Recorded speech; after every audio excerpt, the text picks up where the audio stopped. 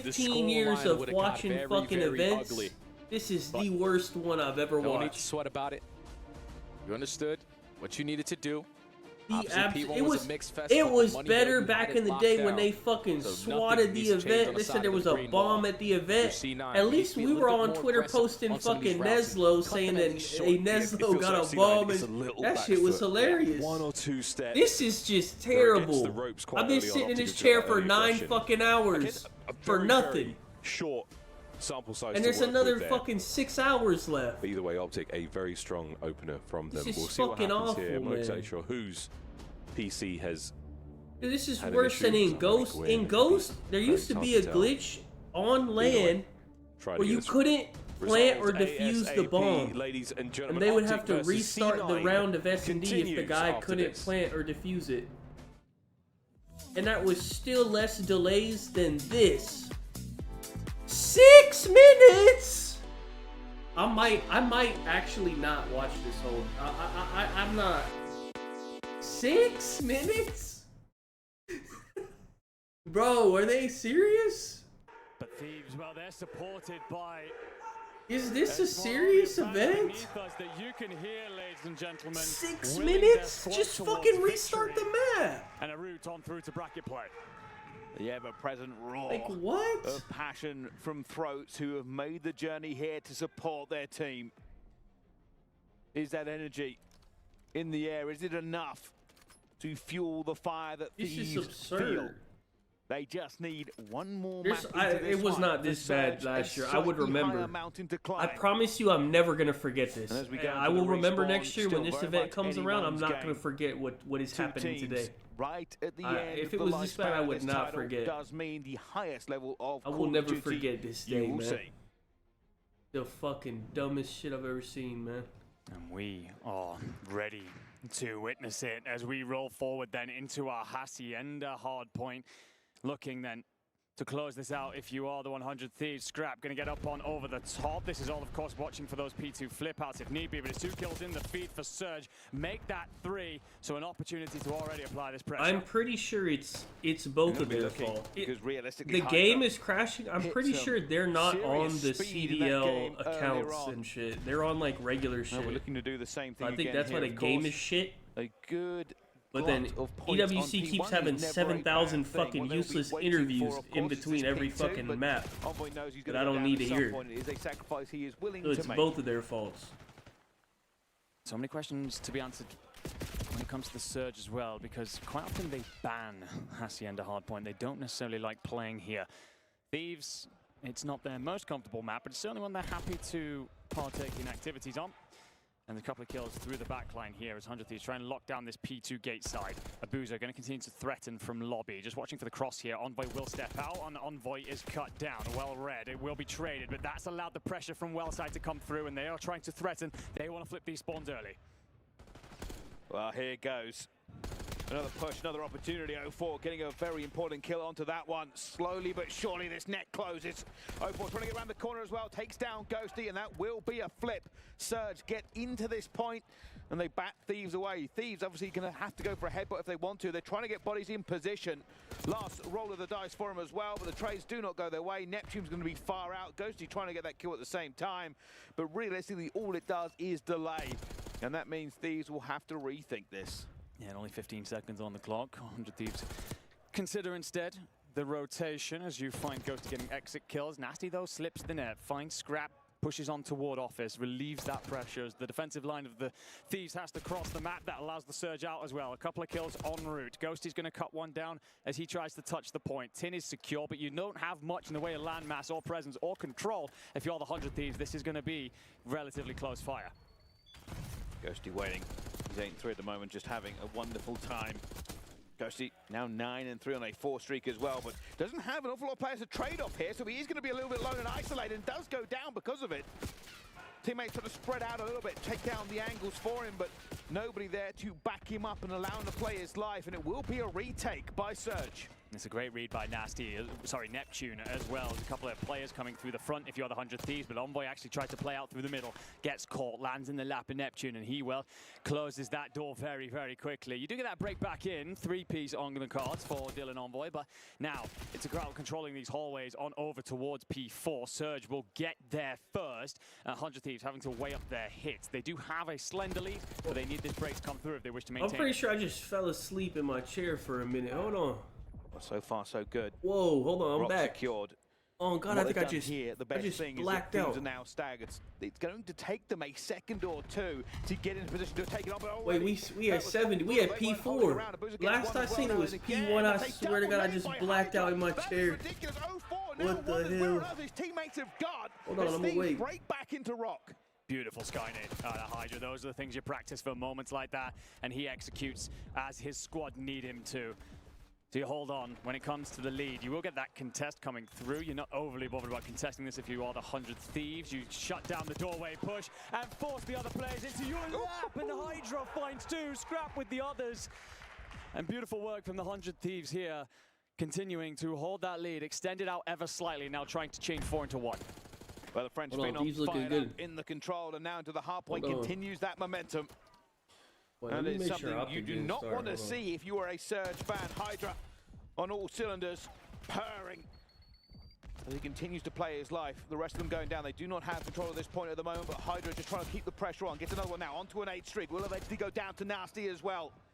Game still pretty well balanced. It will be Thieves in the lead. No, they still haven't even. They maintain it. They're still on the fucking intermission for now. All the kills going we the could way. probably finish this whole map. Walks away with that one, I don't know, but he'll take it. It allows him to just shift the Thieves off the point for a moment. Neptune to provide support as well in the top hallways. You might miss one in open. He's going to drop down. That is what's left of Ghosty. And now it's about P2 as we look at our final 20 seconds. Surge will be on the right side for that. And we've got to remember, call back to last time. Abuza did great work to open up that playthrough for Gates, but it might be Envoy to be the difference maker this time as he squares up through backside. He was 1-6. That's the only good. It's all about evening the score. But I don't. But what I don't want to happen is Optic gets fucking checked because of that BS, and then they lose. I bet on them to win too. They get back into it. Ghosty tries to get out towards the back here, but 0-4 holding strong. They're looking for the spawns as well as 0-4 continues. And it will be Thieves that have thrown this away just a little bit. They've given it to 0-4 and knocked it back on them. This is what Surge needed as they now come right back into this game. And this could be all tied up after this point. No, handed him plenty of praise after the control, but I've got to ask him what the hell he was thinking. Yeah, has Envoy gone positive yet today? Player, absolutely, but an AR is always hey, going to win. You know your job's on the line, pal. Way up a hit from the front. You are going to have Hydra arriving through the middle. It's wherever you can time it. And it's not going to matter because 2 kills go the way of Surge anyway. You mop up the last of this, you take the lead, and everything that the Thieves have built becomes simply crumbling ashes around your feet as Surge will their way over and over again back into this fight. Rotation last time was far cleaner for the Surge, but 100 Thieves, they've got that advanced line drawn. They have a body in the hill for new. With that lead change, will there be a bit of a shift here? Not for this Hydra finally being Hydra. About time. As he continues to say, hey, watch this. Hydra again looking for prey. Nobody coming to challenge him yet. Here comes the push. Abuza versus Hydra. And that's actually bad timing for Hydra. He will go down to Abuza as they do get a bit for it as well. Abuza will find a second. 0-4 will find a third. Scrap now holding on by the fingernails to this point with what was all theirs. He was expecting to get pushed close, runs out with the knife to try and get that instant kill. Unfortunately, the player he was up against had waited and baited. So you break. If you're Surge then, Ghosty, going to try and contest from archers, he'll be cleaned up. Thieves are spawning a long way away from this, so it's whether or not you hit it again, you decide, no, we're going to rotate on over towards Rock. Looks very comfortable here last time as they had to break, but what's your hold looking like? It won't matter.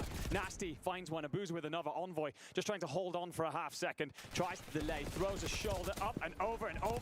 Finds one, but Ghosty turns for 2.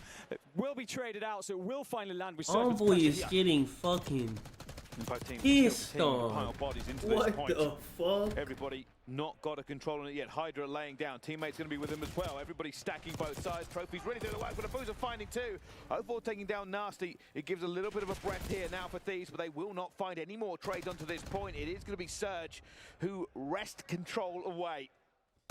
And now Thieves looking so strong. Wait, what the fuck is Scrap doing? And their points going What away is from them. Hydra will be sniffed out. You guys might be 100 ass. Thieves here gonna send towards this P5 yet again. Scrap gets in. Scrap going to have support as well. Will fall to Neptune, and Neptune finds both. So a little bit of a lead now handed over as Neptune finds everybody.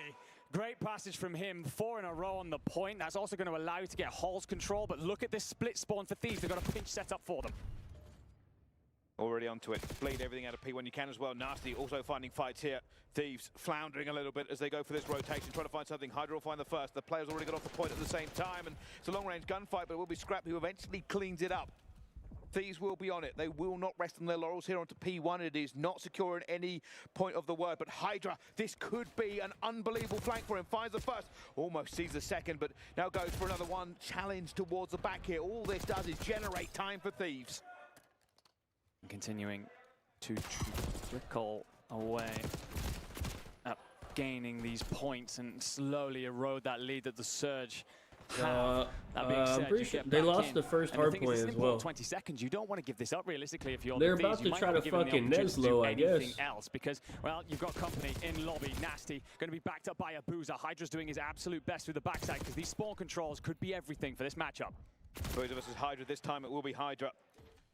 And last time around, Thieves did throw this point away. They cannot afford to do it again. Already towards the back here at Boozer. He's going to find Envoy. They're fighting from the back foot again. Neptune going to get another one. Boozer going to get a second as well. And again, the same story seems to be told. Scrap is fighting for his life, but it will be a retake by Surge. P2 has been bad for Thieves so far in this one, and it could cost them the map. They just play it so correctly. Well, Envoy will continue to test from there. Scrap's trying to hit the lobby, but the way Envoy's fucking 11 and 30, man. Hello? Well. So Hydra, how's your hit looking? You find one. You've just got to be a nuisance. You find two. You stay alive for a moment. Do you know where Nasty is? The answer is yes, but do you have the execution? Of course you do. The French phenom bullies his way into the point, and Thieves will live to see another day. Surge, they're already considering that rotation, and Thieves need to do not only a good mopping up of Scrap here, but get all the way on over, and you can see that Envoy's hit in. Hydra is frustrated, just gunzo 4 down. It's like, I want to go, I want to go. He's actually going to give it up. They're going for the rotation. Hydra's like, I need to be there. I am everything right now. Ghosty trying to hold on as well. A Boozer, who has been a thorn in the side of this team, is there one more time, but Hydra for the reinforcement. He's flown across the map, straight into the kill feed, and now 15 seconds for Surge could spell everything. You've got Hydra, you've got Ghosty nearby. Hydra will clean out office. 8 seconds, you gotta go. You gotta send, the Surge will hold. And now they're trying to get into this point here. Ghosty finds one as well. Hydra has gone down. It will be the Thieves back into this point. Envoy trying to hold it down, finds Nasty sprinting. Thieves cannot win it on this point, and you know this because Surge are already looking for a better entrance into it. They do not want to give up the rotation either. Hydra is sniffed out in office. That's 2 kills in the feed. So Envoy, Ghosty, what do you have? It answers nothing. The Belgian brew comes through, and Neptune sends high from the skies. He's gonna have to Neslo, bro. Or all over the top of okay, the hold on. 100 I think Thieves. Surely the Optic started by now, right? Hey, who made this event, bro? I'll spit on him. This is fucking crazy. What is this, man? Are we serious? Bro, it's midnight over there. So when are they gonna play? When is FaZe gonna play? This is absurd. They're gonna ask him to play at like 3 a.m.? Like, what are we doing?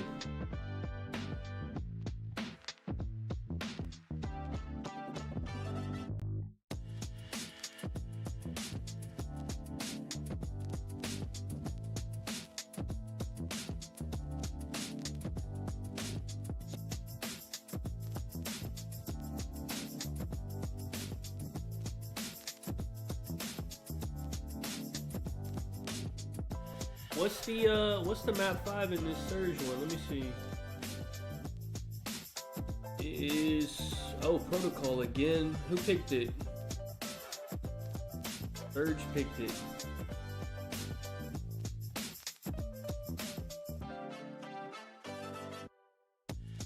Alright, I guess we'll get this map 5, I guess. I don't know what's going on with Optic. That one in a passionate exchange of words. I was saying exchange, it was one player giving all his words to the other side. And I wonder just how that will continue to play out for these teams. Fans still ready. Wait, Miami has to play for again. Even more, but what does this series deserve but a map 5? Neptune. Wait a second. Oh, showing moments of brilliance. Wait, how many more matches? No, but I... Wait a second. Competitive. Wait, Miami has to play, and the two challengers teams are playing each other, I think. Wait a second. It up together, they would what? Find a way when is that? Stealing this one away. Why is this not? Let me refresh. As is their trademark. Oh at my! This point. That endless pressure. They might play tomorrow. Wait, we might be okay. They might play tomorrow. Every map and stem the flow of this is about to be okay. No, I think we're good. I think they play tomorrow. Sees them through. Oh yeah, okay. These are all tomorrow. Okay, we're good. All of them. We're good. Vibes high, loading into the decider.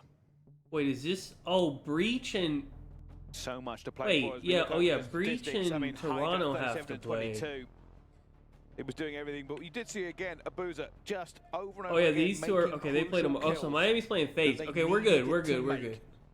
And that was the difference. Damn, I wish these two were. Oh, it is. Okay, cool. Sends us to a map 5. Wait, which one's on B stream and which one's on A stream? Rocketing its way towards us. Who walks away the victor? Only time will tell. And speaking of time, it is that for a break. Don't go anywhere. Join us right after this. Bro, this match hasn't even started, and this match is going map 5. Like, hello? What the fuck? Dude, that means the FaZe match, because it has to be on the A stream, is gonna be even more delayed. We're gonna get a fucking Boston and fucking Toronto match on B stream, because this is almost done. And what the fuck is this? Show resumes. Like, come on, man. This is absurd. I don't know how I am, but it's been 9.5 hours. This shit was supposed to be done by... And literally, the last match was supposed to be at 2:30. So it would be ending, like, right now, even if it was a long match. We still have 2 matches that haven't even fucking started. I actually passed out in my chair like 10 minutes ago. I actually blacked out and then I woke up.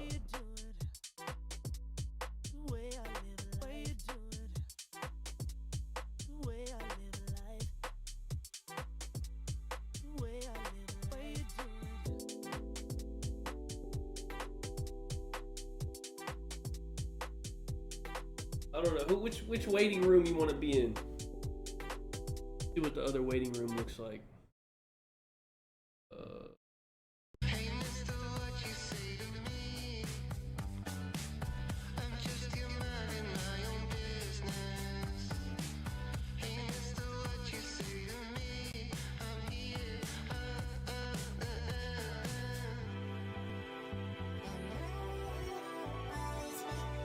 Wait, are they actually swapping PCs? Is that what they're doing? That's what they're saying in chat. Trump and them are probably pissed. Let me see. I'm sure they're fucking pissed. I'm really stupid, man. I thought Denmark. They're playing geography. Sweden looked like steak frites. Just 3 French fries. Not a chance to anyone sitting on those couches knows where fucking Sweden and Denmark are. Okay, can we Okay, this one I think will start first. The A stream is literally apparently swapping out a whole new PC, so... Alright, I'm gonna go piss.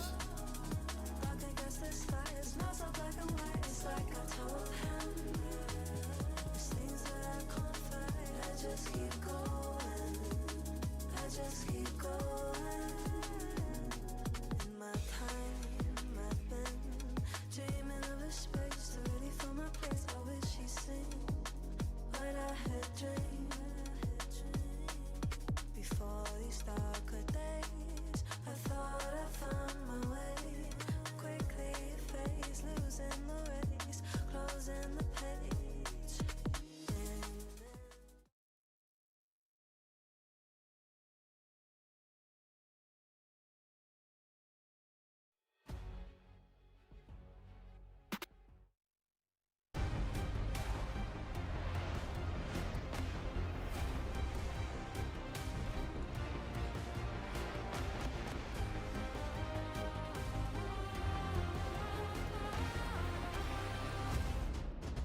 Ladies and gentlemen, hello and welcome back to EWC.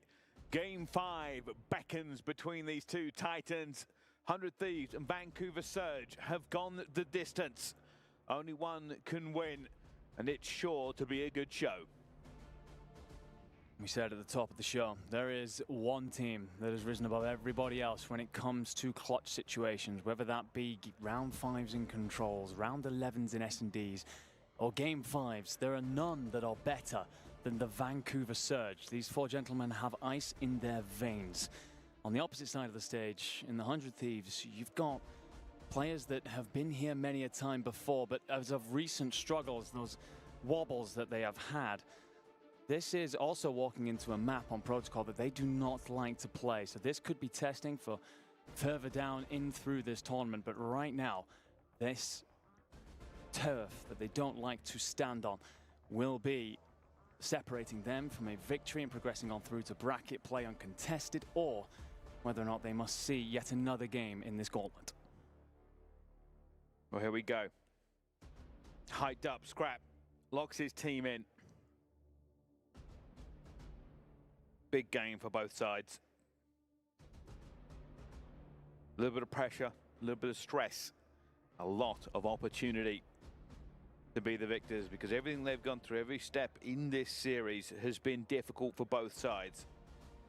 And only victory will soothe that burn that they've had to do to get here. The last search and destroy in this series went the way of the Thieves, splitting the difference with one defensive round essentially. It was on offenses on top, two teams that love to get aggressive. But will that be in the tight confinements of computers or up top, where it looks like we're certainly getting up high here as Nasty finds the first blood to kick us off.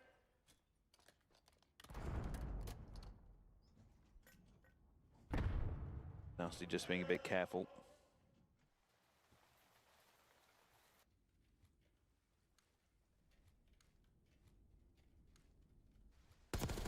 Scrap looking for any sort of revenge onto this one. You can see the players are dancing around as well. Scrap now coming under a bit of pressure, but he will call that out to his team. Looking for 04, and again, another little bit of dodging and diving. Nasty will find Envoy. Now 2 versus 3. Ghosty does get one back. Scrap staying alive as well. They are ceding ground all over the place. Scrap does a great job here of just ensuring that bomb doesn't get planted, allows Ghosty to come into the play. The problem is, as you try and hit, 04 backs you down, finds the kills to close out the round. And Surge, with no trophies available here in our first round, make that B play, the outside play, not trapped inside for a retake that will be met with a hail of frag grenades and semtexes. Instead, they fight their way towards the helicopter pad, and although delayed, inevitable in the end. But again, last time it was offensive round after offensive rounds, both teams happy to take both away. So how do Thieves answer back? Well, they really did lose map this control. That was this the shit key started, there in bro. round number 1. I'm here. Hold on, man. Players across the map, you can already see the hit has come in. It's going to all be about that bottom control most of the time. Envoy may have caught that one perfectly. Semtex just under Ghosty's stick, but he's okay. Everyone's still alive. Map control a little bit in the favor of Surge here. Keep an eye on that mini-map. It's all going to be whether Got another Thieves 6 recognize hours it to try go, for man. a rotation. Envoy finds himself isolated out by the tower. Where I'm Often having alone my man in that 7th location. ghost. So if Surge have done their homework, If I die, know that Thieves right now we're oh waiting well. on his play to come Lived a through to good control on both 36 sides to years. ensure the big door play wasn't coming through. And 04, well, he's having himself a field day. Finds Scrap as well. Ghosty trapped in Grandma's, has company in Neptune, but makes it work. Hydra turns it into a 2v2 as well, and somehow Thieves have clawed their way back into this round.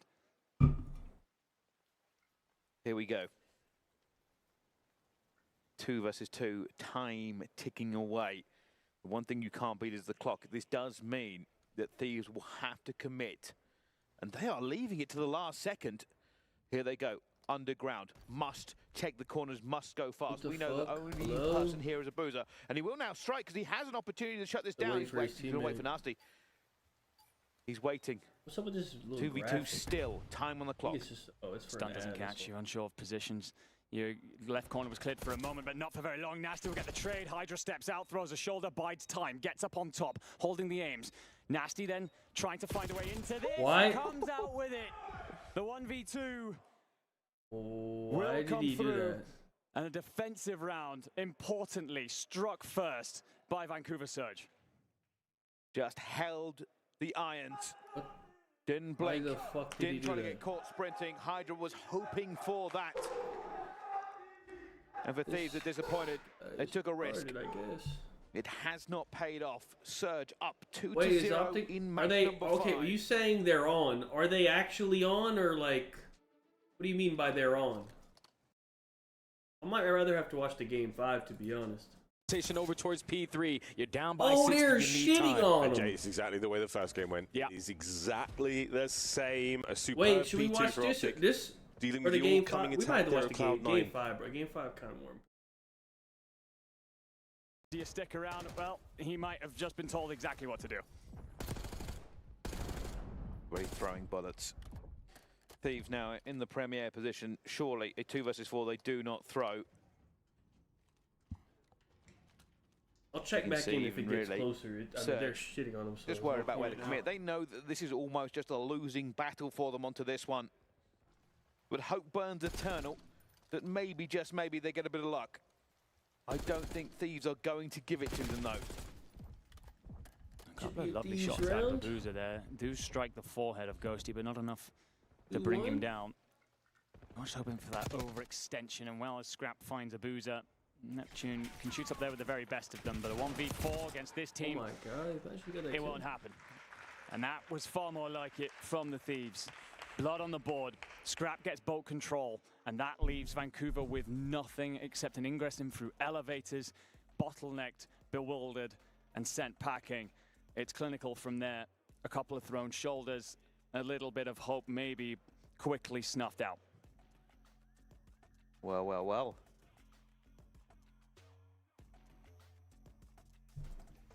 Game still running. Are we good? And truthfully, Oh, I thought he, I thought he was about to stop it. I don't know who wins this. Talent in abundance on both sides. We've walked the path all the way to a game 5. The difference between these two teams is so small. Nasty's got a huge job here in the back line. He spots this rotation coming through, plays off the back of that intel. Hydra's actually gotten himself up into the sidewalk arches, and Nasty will actually find the kill as the bomb is attempted to be planted. Doesn't even come through. Hydra shifting, sliding, trying to find a way, and O4 stays alive long enough to get the support. So 3v2 then, bomb dropped, and you know where that is if you are Surge. So how do Thieves counterplay this? Hydra's furious. Really going to get to the Scrap. Already finds one. Not able to get a turn and burn though. They bring this down to 1 versus 2, and that's done. Surge 3-1 now in this S&D. No, I don't think this is my And they're just finding longest. I themselves a don't little know. bit My outplayed longest here might at be points, like Thieves. Hydra obviously found himself in a not great 12 position as or 0-4 something like that, refused to maybe? give him anything other than a shoulder shimmy shake behind that pillar. Full credit to Byron. He very quickly hits that It rotation. probably will He was be. initially playing up around lockers and keeping an eye Once on this that shit's boat over. side. He quickly drops in to ensure that the bomb plant is covered over and picks up that kill on Envoy and stops Thieves' progress. So that 2 gap re-established, and it's a big hit towards A for the Surge. Here we go. Big kill there. Scrap finding one already as well as Neptune gets away with his life. Almost had Hydra dead to rights. That slide was a bit dead, but Ghosty finds another one as well. Down they go. Nasty now in a 1 versus 4. Tides turning once again. It will be Thieves that should lock down this round unless Nasty does something that will certainly spawn a Reddit thread, but it isn't going to happen. Thieves getting along back on the board, and that one was clean. Spoken a couple of times about how Thieves on the defensive side, particularly with their first bloods, just aren't Let's looking get a pretty. quick update. It's cool you can take this final 20, but big picture, we got. Wait, look at my man Gwyn 20. Absolutely, everyone's getting brought down here by Gwyn. Right. 20 and 15 was one one of to fight back a little bit more. His teammates. You're gonna have to keep that up for a little while longer yet, and you've also got to find a way to get your offenses going.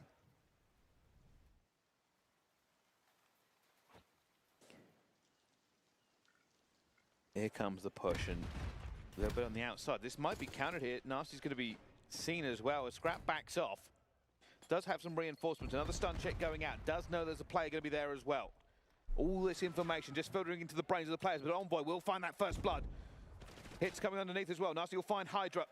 Down to a 3 versus 3. 0-4 will find another one though, and it will now be advantage to Surge. The bomb goes down.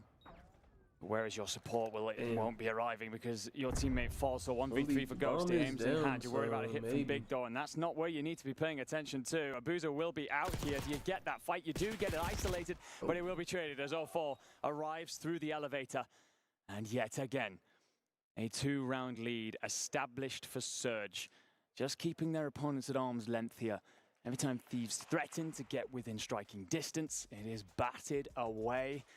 And just 2 rounds till victory for the Surge. You cannot afford for this gap to be maintained if you are wearing black, white, and red on this stage. Here we go. This is starting to smell like a game that could go the distance. Surge, though, they win this round. All momentum shifts towards them. 4-3 is way better for Thieves than 5-2. It just is a horrible score to overcome. But here comes the push. Neptune. Aggressive towards B here. Already Ghosty backing up. We'll have Scrap reinforcing him here, but there's a little bit of a fight so far, and this is where they failed last time. Thieves were not able to get a handle onto this. And again, bomb will now go down. Advantage to Surge. There is a player in the backfield. Nasty is hitting the longest flank humanity has ever seen. Well, the Outman often gets paid. Might not be needed to, because 0-4 finds one. Envoy cleans that up. Recognize it coming through, but 30 seconds on the clock. Thieves have got to find progress towards this point. And 0-4, well, he clears out Lock as he also finds Hydra. So, Ghosty, what have you got in a 1v2? Knows where one player will be. Has made his way out to the helicopter. Finds one as well. No! Beaten down! And that might be more than just him in that game. That might be the very soul of Thieves. Has just been splattered across helicopter. They are now just 1 round away from losing this. Are they going to play that Challengers team again? The one they already beat? I don't even know. The crucial difference from the Surge coming through there and how they approached that B plant as to how Thieves did it. Surge sent in Neptune to plant the bomb, but had coverage over the top to keep an eye on that back line. Forced Scrap to back off towards the anti-air turret. When Thieves attempted that, they were overwhelmed by Nasty's presence. And Surge put themselves on the very precipice of bracket play. Scrap looking, and already 2 down. This could be over. This could be done. The Thieves now have their backs against the wall. Scrap finds one though, brings it back to a 2 versus 3. He's trying to find Boozer as well. Boozer almost gave him time of day. Eventually gets out of this fight as well, but Ghosty brings it back to a 2 versus 2. This game is not over yet, surely, but Nasty finds Ghosty, and now it's down to a 1 versus 1. Scrap versus 0-4. They are close, they are fighting, and 0-4 wins it. Surge put the Thieves down again in a tournament in recent memory. And it is a massive win for them. The Thieves unable to get it done. Okay. How's Optic doing? To lock in on the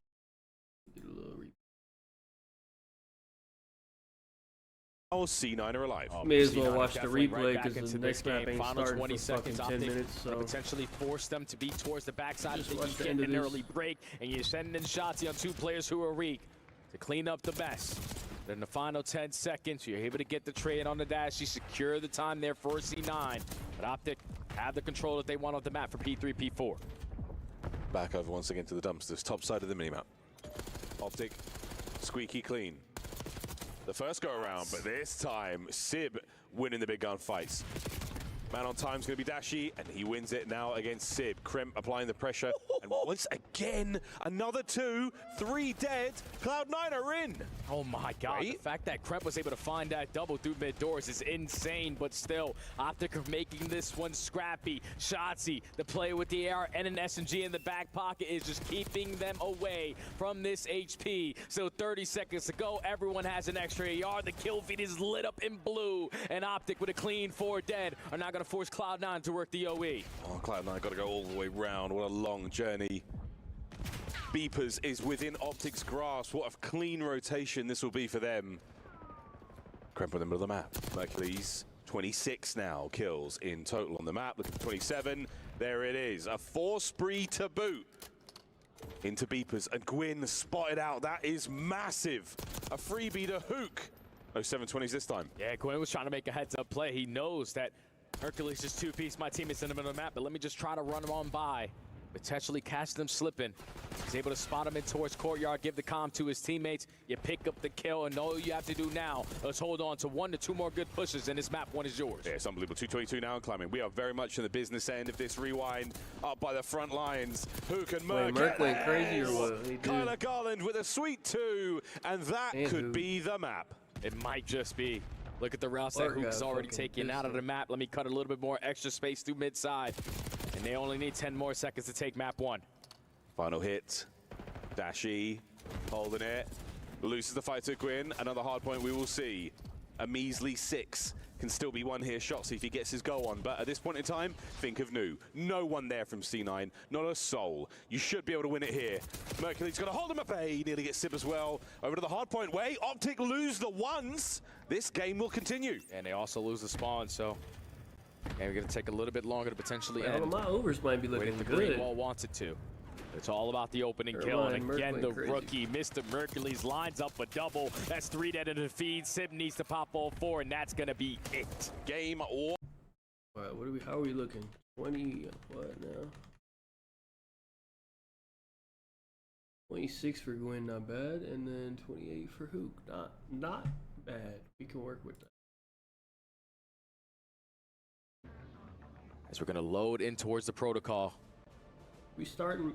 Everyone's making sure everything's in the pocket, Dashy. Supposed to make sure nothing hit the ground. Kyler is always going to be on point, but into the protocol search and destroy we go.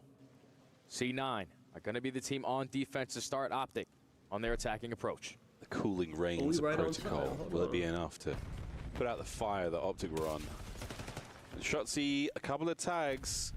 The guessing game begins now. He's behind enemy lines, and this is a wonderful opportunity to get lost, as players say. And I was thinking that Shotsy was going to be the island player, but it's the rookie on the opposite side over towards tower. Catches Sib for the first blood. Instant bomb plant over towards B. Shotsy, your time to strike. 4v2. Yeah, that is nearly impossible to come back from at this point in time. Spark's trying to make something happen now down by low grass. And wait a minute, Gwyn joins him. Surely. We're staying on with Shotsy through this play.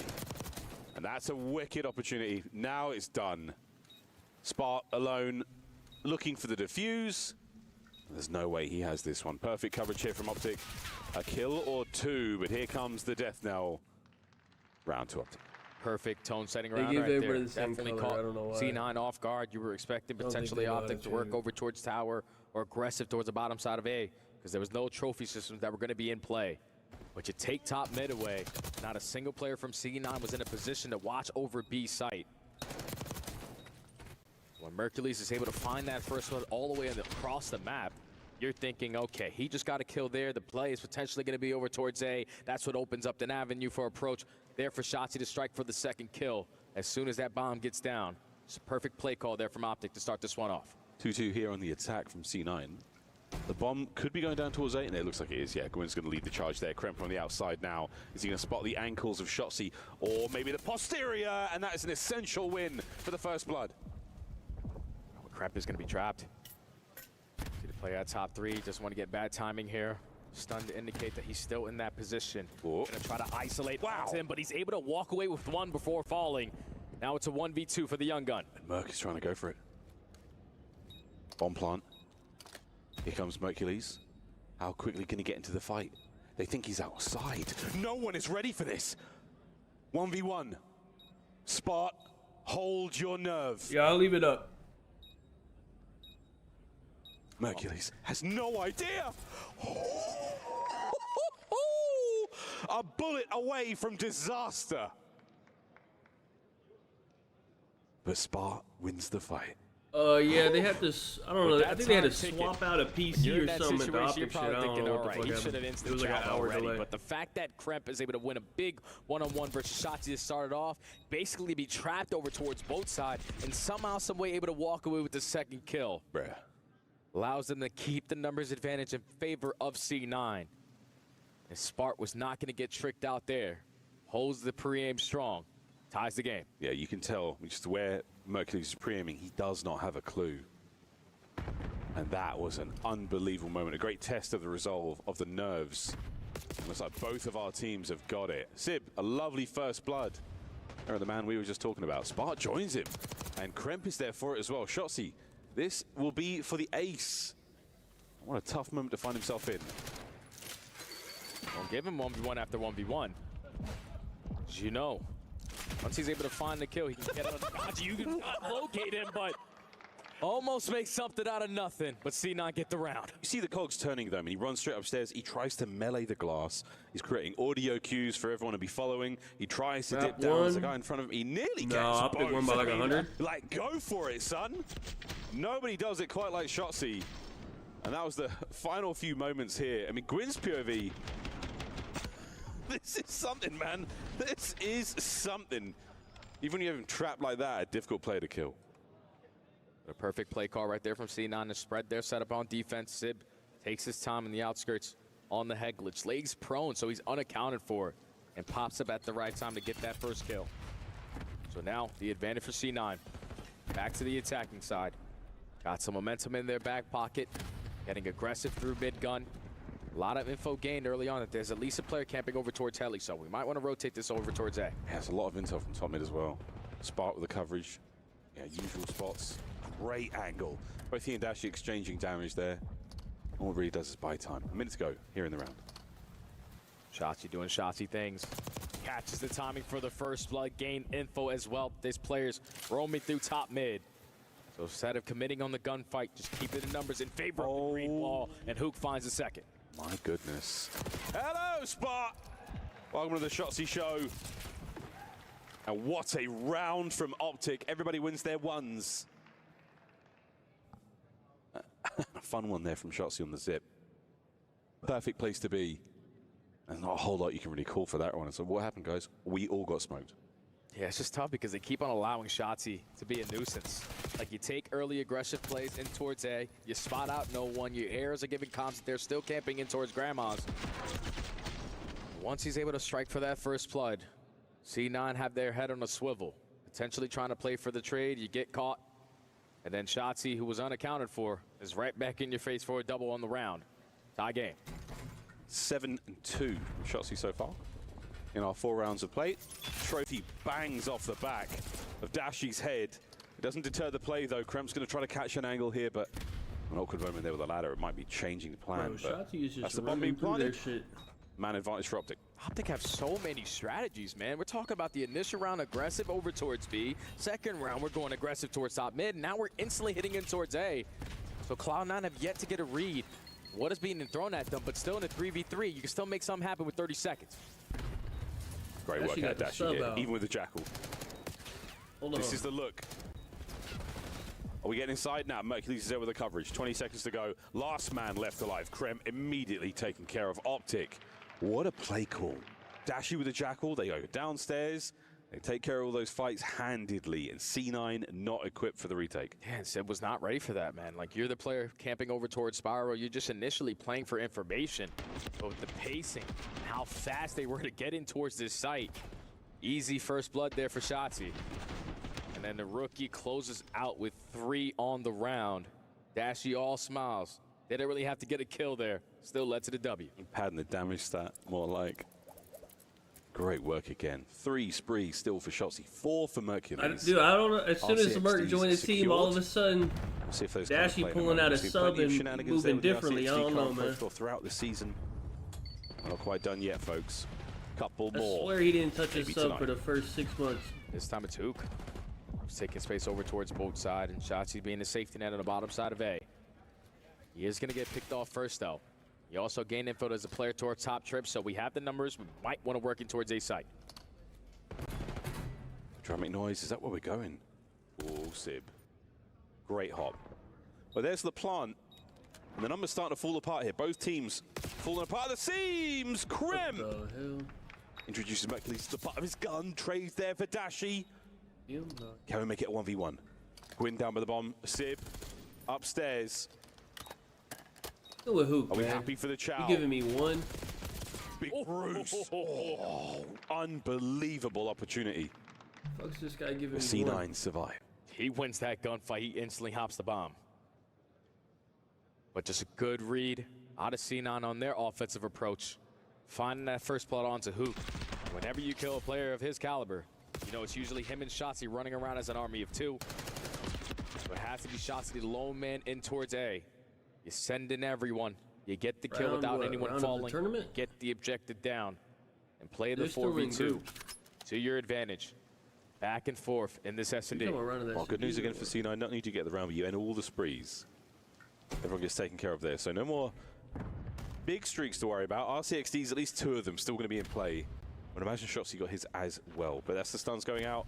Not going to connect, but you are keeping that player at bay as Gwyn finds the first blood there in the background. Oh, and Hook's knocked down to 13 HP. Sib's just going to have him trapped in towards the corner, and now it's Shotzzy left in a 1v4. A perfect blind counter here from C9. Shotzzy almost made a 1v4, 1v1. At that time, he stood no chance. Cloud9, advantage. Yeah, that was a nice one. We saw the flank develop a little too late. By the time he gets there, all of his boys are down and out, and then it's not so much a flank as it is trying to push the bomb site alone. C9, 1 round at a time. Oh, the pistol was not connecting right there for Mercules. Did fucking Hoop get a kill, man? Like, what the I would have hell? loved to see how Gwyn was able to find that first blood onto Dashy, because it was an SMG versus an AR. The fact that he was able to open up with that first blood allows them the early man advantage, allows them to reflood their way back in towards A. C9 have a slight edge now, couple rounds in a row, feeling the momentum. Going to be aggressive in towards A. Trophies down. You already have control. Well, you are in. You're in. And the trades are complete. Optic come out on top. Dominance in the bomb site, and you have managed to get the bomb down onto the ground. I would imagine they can see it from there. Definitely seeing this. Sib on the recovery. He is pinned, and that is an easy push. The trades there, though, help out. Spark with the good shots. Finds himself now alone in the 1v2. 31 HP, but able to recover. He's going to be pinched out by both players on Optic. And that was just missed time there from C9. Because you had the SMGs already taking a lot of space in towards I just don't want Phaser One challenge Thieves is a little bit too early. So that they can make a roster change and it'll be interesting. Instantly try to play the trade. I don't really care with who the wins double other than stack that. from Optic towards Spiral Steps. Allows them to isolate onto the first. We might have to let Surge Find get a trade win, man. onto the They kind of deserve a win, man. Once you get players weak, Shotzzy knows. They just keep getting second, bro. Let them win one, man. And that's it. Once you get that player weak, you have to get that kill. You have to push. There's no, give me a second, give me a moment, let me find this. No, if you're in the position for the trade, you get it. And that's why Shotzzy sitting at 10 and 5. 4-4, all square on the attack go Optic. RC cars being invested. This time they're just going to allow Shotzzy to do Shotzzy things, but some bad COD timing on both sides. At least the Shotzzy finding the first blood. Now you have an instant pinch in towards A, but he's waiting for the teammates, and he plays it to perfection. A 1v4 for Sib. 1v3, done. Optic, turn it around. What a play from Shotzzy. I want Bad timing, great timing, good timing, leave, fine honestly. timing, you name it. I kind of want You had Thieves it to get all shit in on that so round. Sim can The join kill on the Thieves. Krem was criminal. But you get it, you take advantage of it, the boys are there for it. Wow, I mean, what a moment. Both players banged the door there. That was an insane amount of timing. Oh, Big Bruce's kill was something special as well. But that's map point now for Optic. This is for 2-0 in the series. Need to find something right here if you're C9. Yeah, I think they would drop all the way for Sim. They wouldn't think twice about it. You're the team Especially back with on how the bad attack. he's It's usually been been playing a lot of attacking today. rounds so far in this game too. They lose again, like No if one they, wants like, to make their they little have a mistake, bad but result. Shotzzy's just gonna set the tone. Tone set. What the fuck are these two morons doing, man? What the Seldom do we see a hell? player walk away with two. Hey, who in a came up with that situation like strap, that. man? Don't ever do that C9, again, man. Sib and Spart. What the Good fuck? luck, boys. Poles apart. They have isolated, just see? soon to be mutilated. Might have been the Spart fight, worst though. shit. He's still alive, Jay. He's able to find one. Optic You're do not in have the the info. fucking The bomb's gonna be elevator. down They towards do that bottom shit on side the of Spiral, stairs. It so- works well. Or towards Zips. Apologies, They on the but fucking elevator. everyone just stacking on the bottom Got- side of they comms. both got cameras. Not gonna force a one-on-one gunfight, or not gonna commit on it. Man. Brother. Just want to keep the numbers on your side. Wait, oh, Shotzzy was there for it. Wait a minute. Spart. He dealt so much damage to Dashi. How many more players can he take to him with the grave? Nothing. That is it. Optic, keep it all together. 6-4 the final score. No round 11. We'll be having none of that, boys. They keep it all together in an insane two-piece. Did who get one kill? He surely got more than one, right? Did he finish with one motherfucking kill, man? Surely not, right? Two. Did he kill? Wait, did he get this kill on? I think Dashi gets it. He dealt so much damage to Dashi. How many more players can he take? Yeah, Dashi gets this motherfucker. Gave me 2 kills, man. How many did he have, map? 28. 2.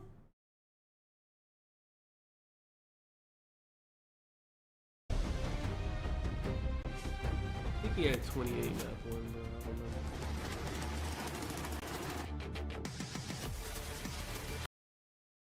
Final hit. Dashi holding it. Loses the fight to Gwyn. Another hard point we will see. He had 20. And Gwyn had 20. See a measly 6 from C9. Not a soul. You should be able to lose the ones. To potentially end. Wait at the green. Lines up a double. That's 3 dead and a defeat. Had 26. Okay, and then what now? Back on the attack. It's you there. Be me. Side. Play it all to take to him with.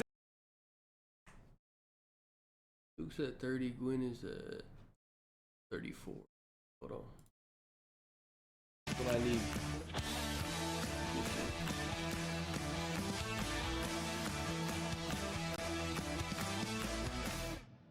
I need 20 kills from Gwyn. Oh, Hook is not. I need 28 kills from Hook. That's not happening. Fucking pussy gave me 2, man.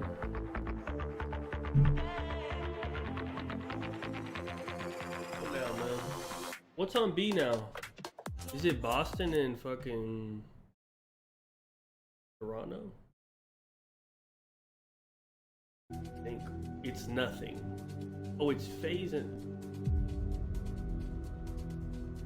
Wait, what? I thought FaZe was last. Is Boston last? Because I'm getting off after FaZe. I promise you.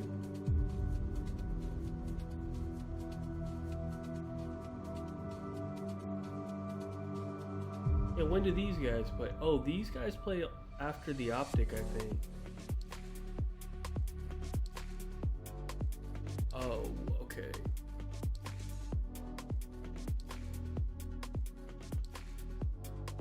No, I'm staying for FaZe Miami, but I'm pretty sure Boston's gonna be after FaZe Miami.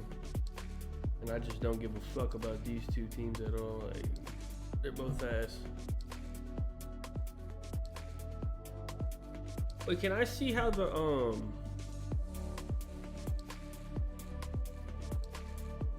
where's like the bracket, the real bracket? Oh, playoffs, maybe. So where does Surge go?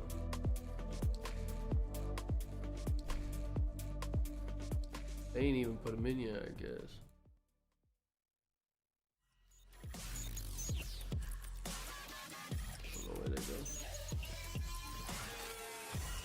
So Optic should advance. Surge already did. I don't even know who wins that. I don't know who wins that even. Down here, 5 Fears.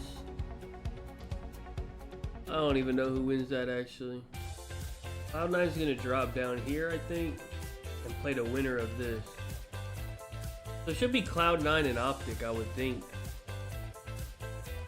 Yeah, I think it'll be Cloud9 and Optic, and then yeah, I'll leave the bot up. And then this is Surge and Thieves. Thieves is gonna play probably LAG again. So it should be Surge and Thieves, and then if I had to guess, probably Ultra, but I don't know. Ultra, and then Breach will drop down. Falcon, it'll probably be, I guess, Breach. Hello and everyone. Welcome back to the Esports World Cup. We're here for the Call of Duty Black Ops 6 World Cup. Maybe I don't know. Falcons are pretty ass, but maybe exceptional. We've had a lot of teams coming across the stage. Day one, straight out of the gates, looking unbelievably hot. So I don't think that's going to end tonight. We have one more match Omen looked kind of good though. and Actually, I know maybe that they this could one do is something. going to be an absolute banger. These two have also faced each other before. We've got FaZe versus Miami Heretics on the cards for tonight, and talking all about it. Hey. See, even after not stepping on the main stage for about 10 hours, they are still locked and loaded, valuing their lives at crucial moments. Do you know how to bracket? Does anyone know how to bracket? Everything is team like, oriented. So now this is the first time that we get to see where does Surge get placed, or they don't know yet. Hacienda with the new close spawns over towards well. Makes a lot of chaos over towards that B point, but so far what we saw throughout this entire weekend, the weird thing people is don't really like Thieves to go is going to be a towards B 2 off the seed. rip. We'd rather take care of A first, spawn them all the way across the map, then secure B for free. So Thieves is going to play like free B, Optic Let's first round or something like that. Coach Karma back on the mic. Because Optic's going to win their Really shit. get the boys into this one. These could play Accuracy either on the other Miami or side for FaZe C9. right away. What magic I don't know did exactly that how man it conjure works, up for his boys? He has had some incredible highlight moments against this very organization. Yeah, I'm going to say it. They line up for accuracy as 1,000 Optic fans the world over just got a shiver up their spine. Sorry, not sorry, boys. Here we go. He got it. Let me C9 see. on defense He got it like first. filled out. Optic on the attack. Where are we going? Over to B? Maybe. Aggressive over towards B. 3 players through well. Shotzi going to take his time to set up this repinch through top secret. Just waiting for some information to be gained. Go trade for trade, but Shotzi, it's your turn to strike. Still a 2v2 around this B objective. Woo! Your C9, no need to worry. You're going to force Optic now to rotate towards A. Yeah, and Merc is just dancing right now. It's just such a wonderfully confident gameplay. Perfect timing there from Gwyn on the 2P, so that will help certainly. Shotzi is going to slow the approach, slow the pressure there. Out of C9. Try to suck the air out of their lungs with a couple of gut punches, and the gut punches continue. It's a few jabs, allowing his teammates to get forward into B, and they're on the cap. He's just drawing attention. This is what this guy has done. Come on. Ever since he's entered the Call of Duty scene, he's always just a nuisance whenever he's making big-time plays, but once he gets shut down, everyone falls like dominoes behind him.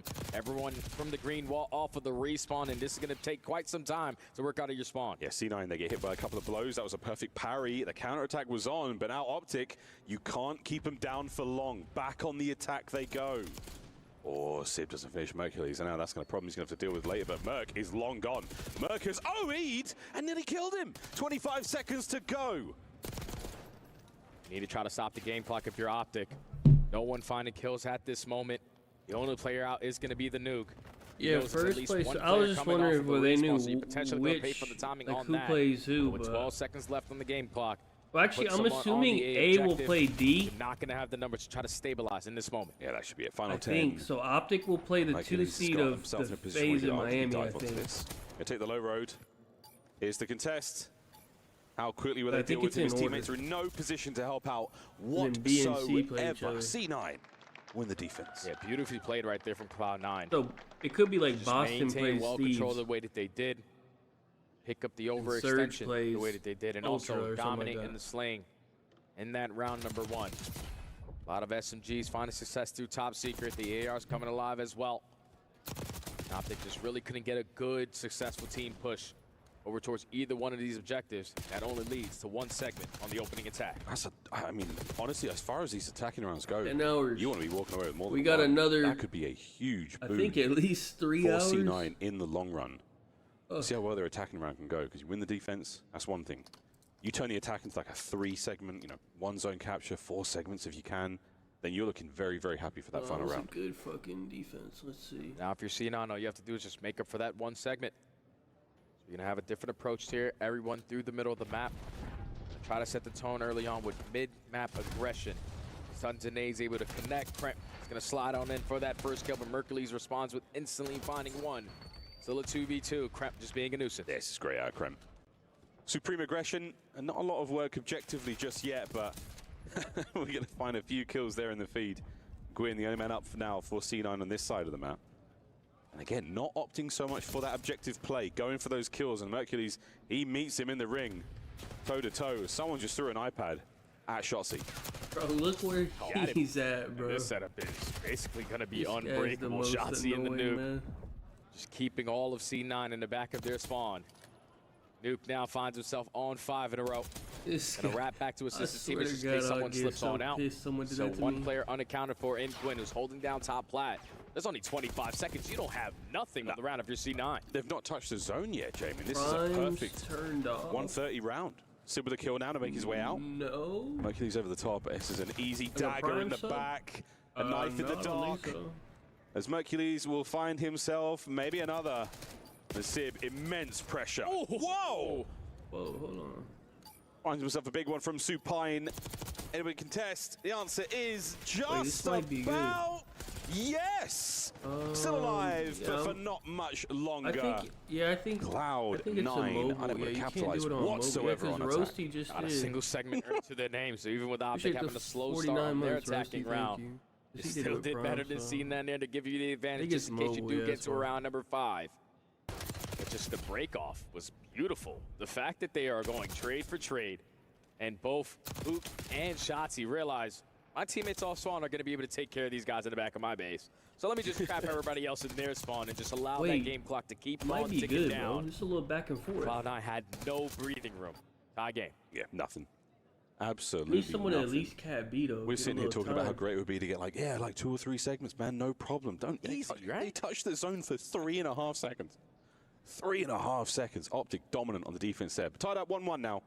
We swap sides again. Optic on O. C9 D. This time it's not 3 through well.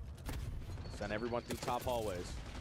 Gwyn is able to find an opening double, and now you have to slow down your approach unless you're able to make up for it instantly. Dashy's able to find one, but already on the pinch is going to be missed. He might be a Lanimal now. He locates Dashy, Mercury's last man standing, but that's already been 30 seconds. Gone. Yeah, plenty of players now forward there for Optic. Pass rock. Options now towards the A zone. Yeah, we're on it. We're now slowly getting the capture done. A single man for now. Mercules has been snuffed out, dealt with.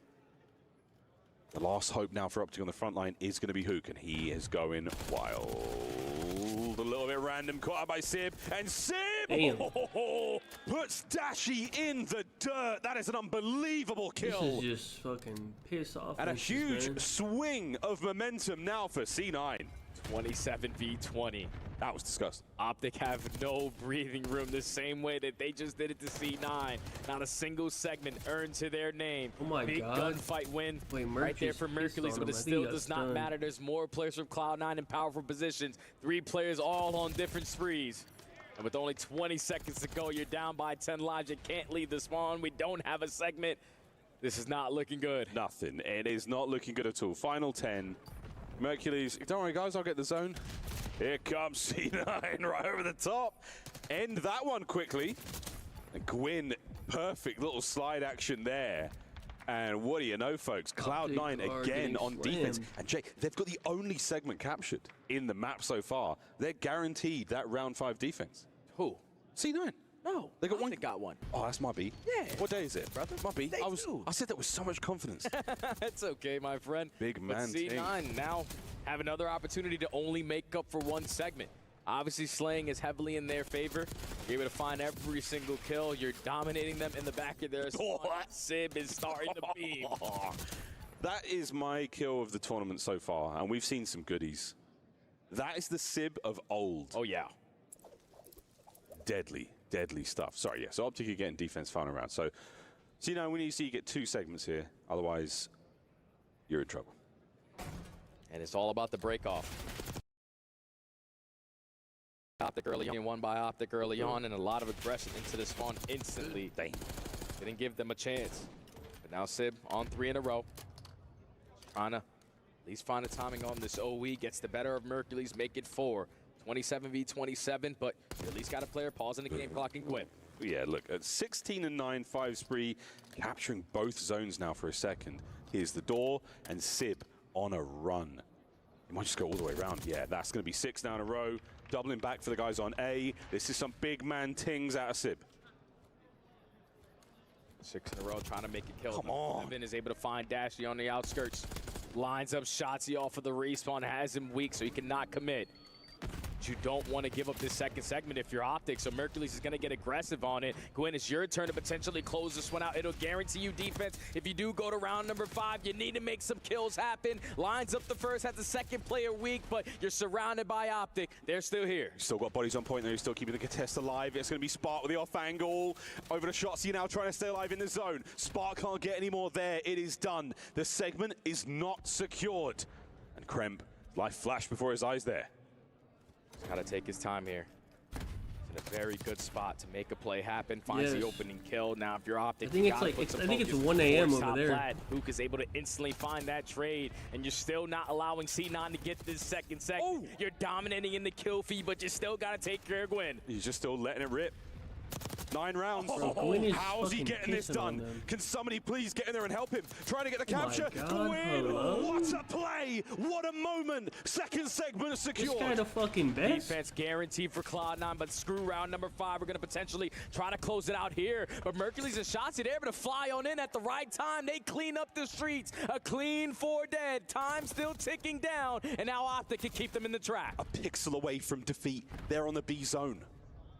The boys push forward. Hook cleans the zone out. Optic have got themselves an amazing opportunity here to stay alive. Here comes C9 though. Wait, it's that shit about to be empty after this match. They were just staying for this last Optic match, I We bet. get ourselves on towards A now. Imagine how many people are going to be sitting in the venue at 3 a.m. to watch fucking Purge versus fucking Insight. I'm out of there, man. To his teammates for the assistance, and that's another clean 4 dead. Cloud9 do just enough to guarantee themselves defense in round number 5, but you don't want to allow Optic to go into that round number 5 with a couple players on streaks. They're on streaks right now. This is 4 for Shotzzy, 5 for Shotzzy. Looking for 6. Not going to get it. Spark's going to be there for this. And Hook Spree's gone as well. Dude, this got to be the lowest kills I've ever seen in a fucking overtime control, man. But the efforts there of Cloud9 that will guarantee defense. And defense has been the only source of victory in this map. Yeah, so now Optic have to figure out a different approach here. These guys should all have 30, man. 2 times now where they've switched up their break off. 3 through well, everyone through top hallway. Neither one of them has worked. Wayne almost gave them a run for their money here. He was making play after play, kill after kill. Movement was on point. Great understanding of what everything is going to get thrown at him, but once Optic were able to capitalize their way back on in with Shotzzy and Merc finding 2 of their own, it was just an easy hold after that. That's going to hit on Optic. Got to figure it out on the attack. And that's a high pressure moment. Gwyn's on point. He's 1 shot. Means nothing. Actually, I don't know. Merc's line was like 60 that, find those kills. Something. Both teams. He might not even hit. Incredibly admirably at that point. Here we go, folks. Love it. Strap in. This is going to be a doozy. Shotzzy already with the capture. Slow and steady. But again, defensively, so sound. Out of C9. They take their time on their approach. They said, okay, we're going to play to shut you down at B, and if you're not here, we're going to be in position to win a majority of our one-on-one gunfights to keep you off of that A objective. So even with Shotzzy still alive, trying to make impactful plays from top plat, he's able to pick up an AR, and that's a crucial one because now the players off the respawn have to account for him. Yeah, he's finding sweet kills all over the place. And Hook, this is a couple of lovely plays in this life alone. Oh, Shotzzy! Good shots. Sib has just been a 1v1 titan here on the map. First segment of B, collected. The second on its way out. The second man there on the capture, Hook's going to push forward, try to buy some space at this point in time. And Sib is having none of it. Dashy alone on the zone, turned to dust. They don't secure the second segment just yet. It's still a 2v2, and Mercules knows, let me just get the second segment done so I give myself a little bit more of a chance to potentially extend the game clock. But we don't need a chance when you're still here contesting. Your teammates are now here to also to reinforce and help you with these gunfights. Already 2 kills in favor of Optic. Make it 3. B is done and gone. 2 minutes, 21 lives either side. Optic are trying to do the impossible, win an attacking round here on this game of Hacienda. This is for the match. C9, you have come so far. The reach out, Hook to the pistol, to the kill he gets. All for naught though, trades continue, and there's plenty of space in mid-map with Optic's name all over it. Oh, but that's a big one-on-one gunfight right there from Spart. Catch Dashy on the repinch. Now Spark still trying to contest from top hallway. He's able to set up his teammate for the kill, and he's able to put himself now on 5 in a row. All map control in favor of C9. But there is one segment done at A, so Optic are just looking for one opportunity to potentially close this one out. Dashy's going the long way round. And get involved here, but Hook punches a hole through the front. And Kremp now having to worry about both floors. Gwyn through mid. Can he get another? No, but that might be enough to again pull these players back. Dashy now still trying to get involved in the play, helping out with the capture. Second segment nearly done. No, another save from C9. Perfect clear out right there from C9. Everyone just valuing their lives once they win a one-on-one. Are trapped in the back of their spawn. Shotzi's able to find an opening through the garage side. The stun is able to connect for info onto the second.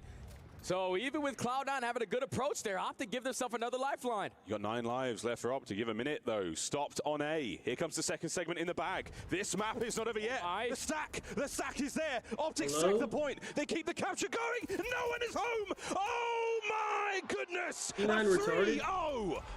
And what a comeback. Are these guys They're dumb? in control. Optic puts C9 to the sword. Bro, what? What a sensational game of Hacienda. Bro, are these guys retarded? They just let them all out garage and then no one even... Hold on, brother. They had them trapped.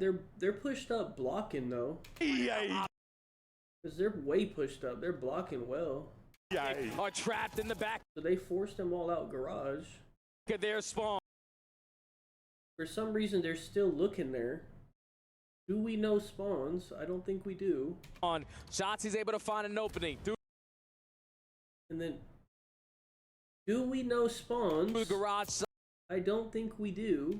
The stun is able to connect. Hey, where are you looking? What is Kremp? Who is that? Fucking Dumb and Dumber, where are y'all looking? Do we know spawns? For info onto the second. What are they doing? Surely Sib called out, hey, 3 garage. So even with Cloud9 having a good approach. Like, hey, who is it? Kremp. Who are you spawn trapping? You got no kills. Hey, dude. They're on the point. Self another lifeline. Hey, dude. Who are you waiting for spawn kill? 9 lives. Hey, give a minute. Nobody's dead. Those hey, on A. they're on A. Hey, dumb fuck. Oh my god. Optic stack the point. They keep the capture going. Nah. No one is home. Oh my goodness. That guy needs to spit. And what a comeback. What the fuck is... Nah, I want to watch it again. What is he doing on the map? What's he doing? He sat here waiting for a spawn kill for fucking 2 minutes. A one-on-one. He's just sitting here waiting. First of all, you're blocking it, dumb fuck. Are trapped in the back of hey, their spawn. Dumbass. Shots, he's able to find an opening through the garage side. The stun is able to connect. What is he doing? So even with Cloud9 having a good what approach is there, he Optic give themselves another lifeline. You got 9 lives. What left for is Optic. he give a minute, though. doing? Stopped on A. Here comes the second segment in the bag. Oh my god, that guy's fucking retard, man. Right, bro. What is... Hold on. Doesn't he have... Who's their coach? Accuracy? What's the coach doing? Hey, coach should have been like, hey, Kremp, get the fuck out of their spawn. What is the coach doing? We shouldn't be seeing shit like that no more. Cloud9 was able to solidify that final defense, and they were doing a really good job. Net you will win here, but you're going to get pretty close. Oh shit, this shit started? Wait, Miami won the hard point. He phases done, bro. Basically a stone's throw, but I don't think they're going to done, get bro. any opportunity to answer because Renko finds Celium and you just turtle up. There's no way they keep You're happy the to same rotate team, this late bro. because you can just fight tooth and nail and trade all over the place to mop this up. They're getting slammed. Got to be perfect from here. It's the Spaniards that draw first blood. Real stuck in 18. He's going to jump back out. Lovely turn on from Draza. FaZe Clan are in. How much magic are they going to be able to expend for this map one? 4 players grouped up from Heretics, and they're just going to bang right in through that front door. Celium on the pre-fire. A couple players here alongside him. 3-on-3 for the hill time. In for the contestant. Sim for the trade. Draws up behind him. Got pissed on. That was actually popped off. One be traded by Metals. Metals puts out the nade. It will connect, but it doesn't get the kill. You are there. Beezy though contests. Renkor's trying to get a trophy out to support because nades are flooded in by FaZe Clan. You find two. Can you find the third? Manages to back off for a half second. Sips in the hill. Rial's cleared out. 3 seconds. 2 seconds. 1. And the Heretics will take first blood here at the Esports World Cup. Who screamed? Why do they got a whole? Damn, they got a whole crowd and shit. Wait, why they got a whole ass crowd? Damn. It is electric here for the Spaniards. Yeah, you see the smiles on their face, not reflected on the other side of this stage. No. Yeah, that was that boy. Yeah. It was so neck and neck across the first set of Bro, hits. Draza was just saying how he hates losing map 1 because he feels like they never win if they do that. He literally just said that after the last series. He said, "Yeah, we gotta stop losing map 1." From the front, they steal those spawns. Metals goes absolutely insane, and when it's not Metals, it's Renkor just constantly finding double kills in situations where he has no business winning these fights. It is insane to see from Heretics, but I think FaZe Clan looked a little bit rattled in terms of the speed and just ferocity that Team Heretics are throwing at them right there. It is so many times where they get the setups, but it's like they're not ready for the immediate hit that's coming from this team. No, it's super high engagement. It is incredibly aggressive out of Heretics, always having that angle, always having each other's backs. We talk about brotherhood and camaraderie, and they just sum it up better than absolutely anybody else in the world. But the one big thing that Heretics did, that perfect mid-map adjustment, they recognize FaZe, they rotate early. They're not managing to hold much or break much, but they're rotating early, and that's what's goes to Thieves. Draza probably goes to either, I'm thinking Ultra.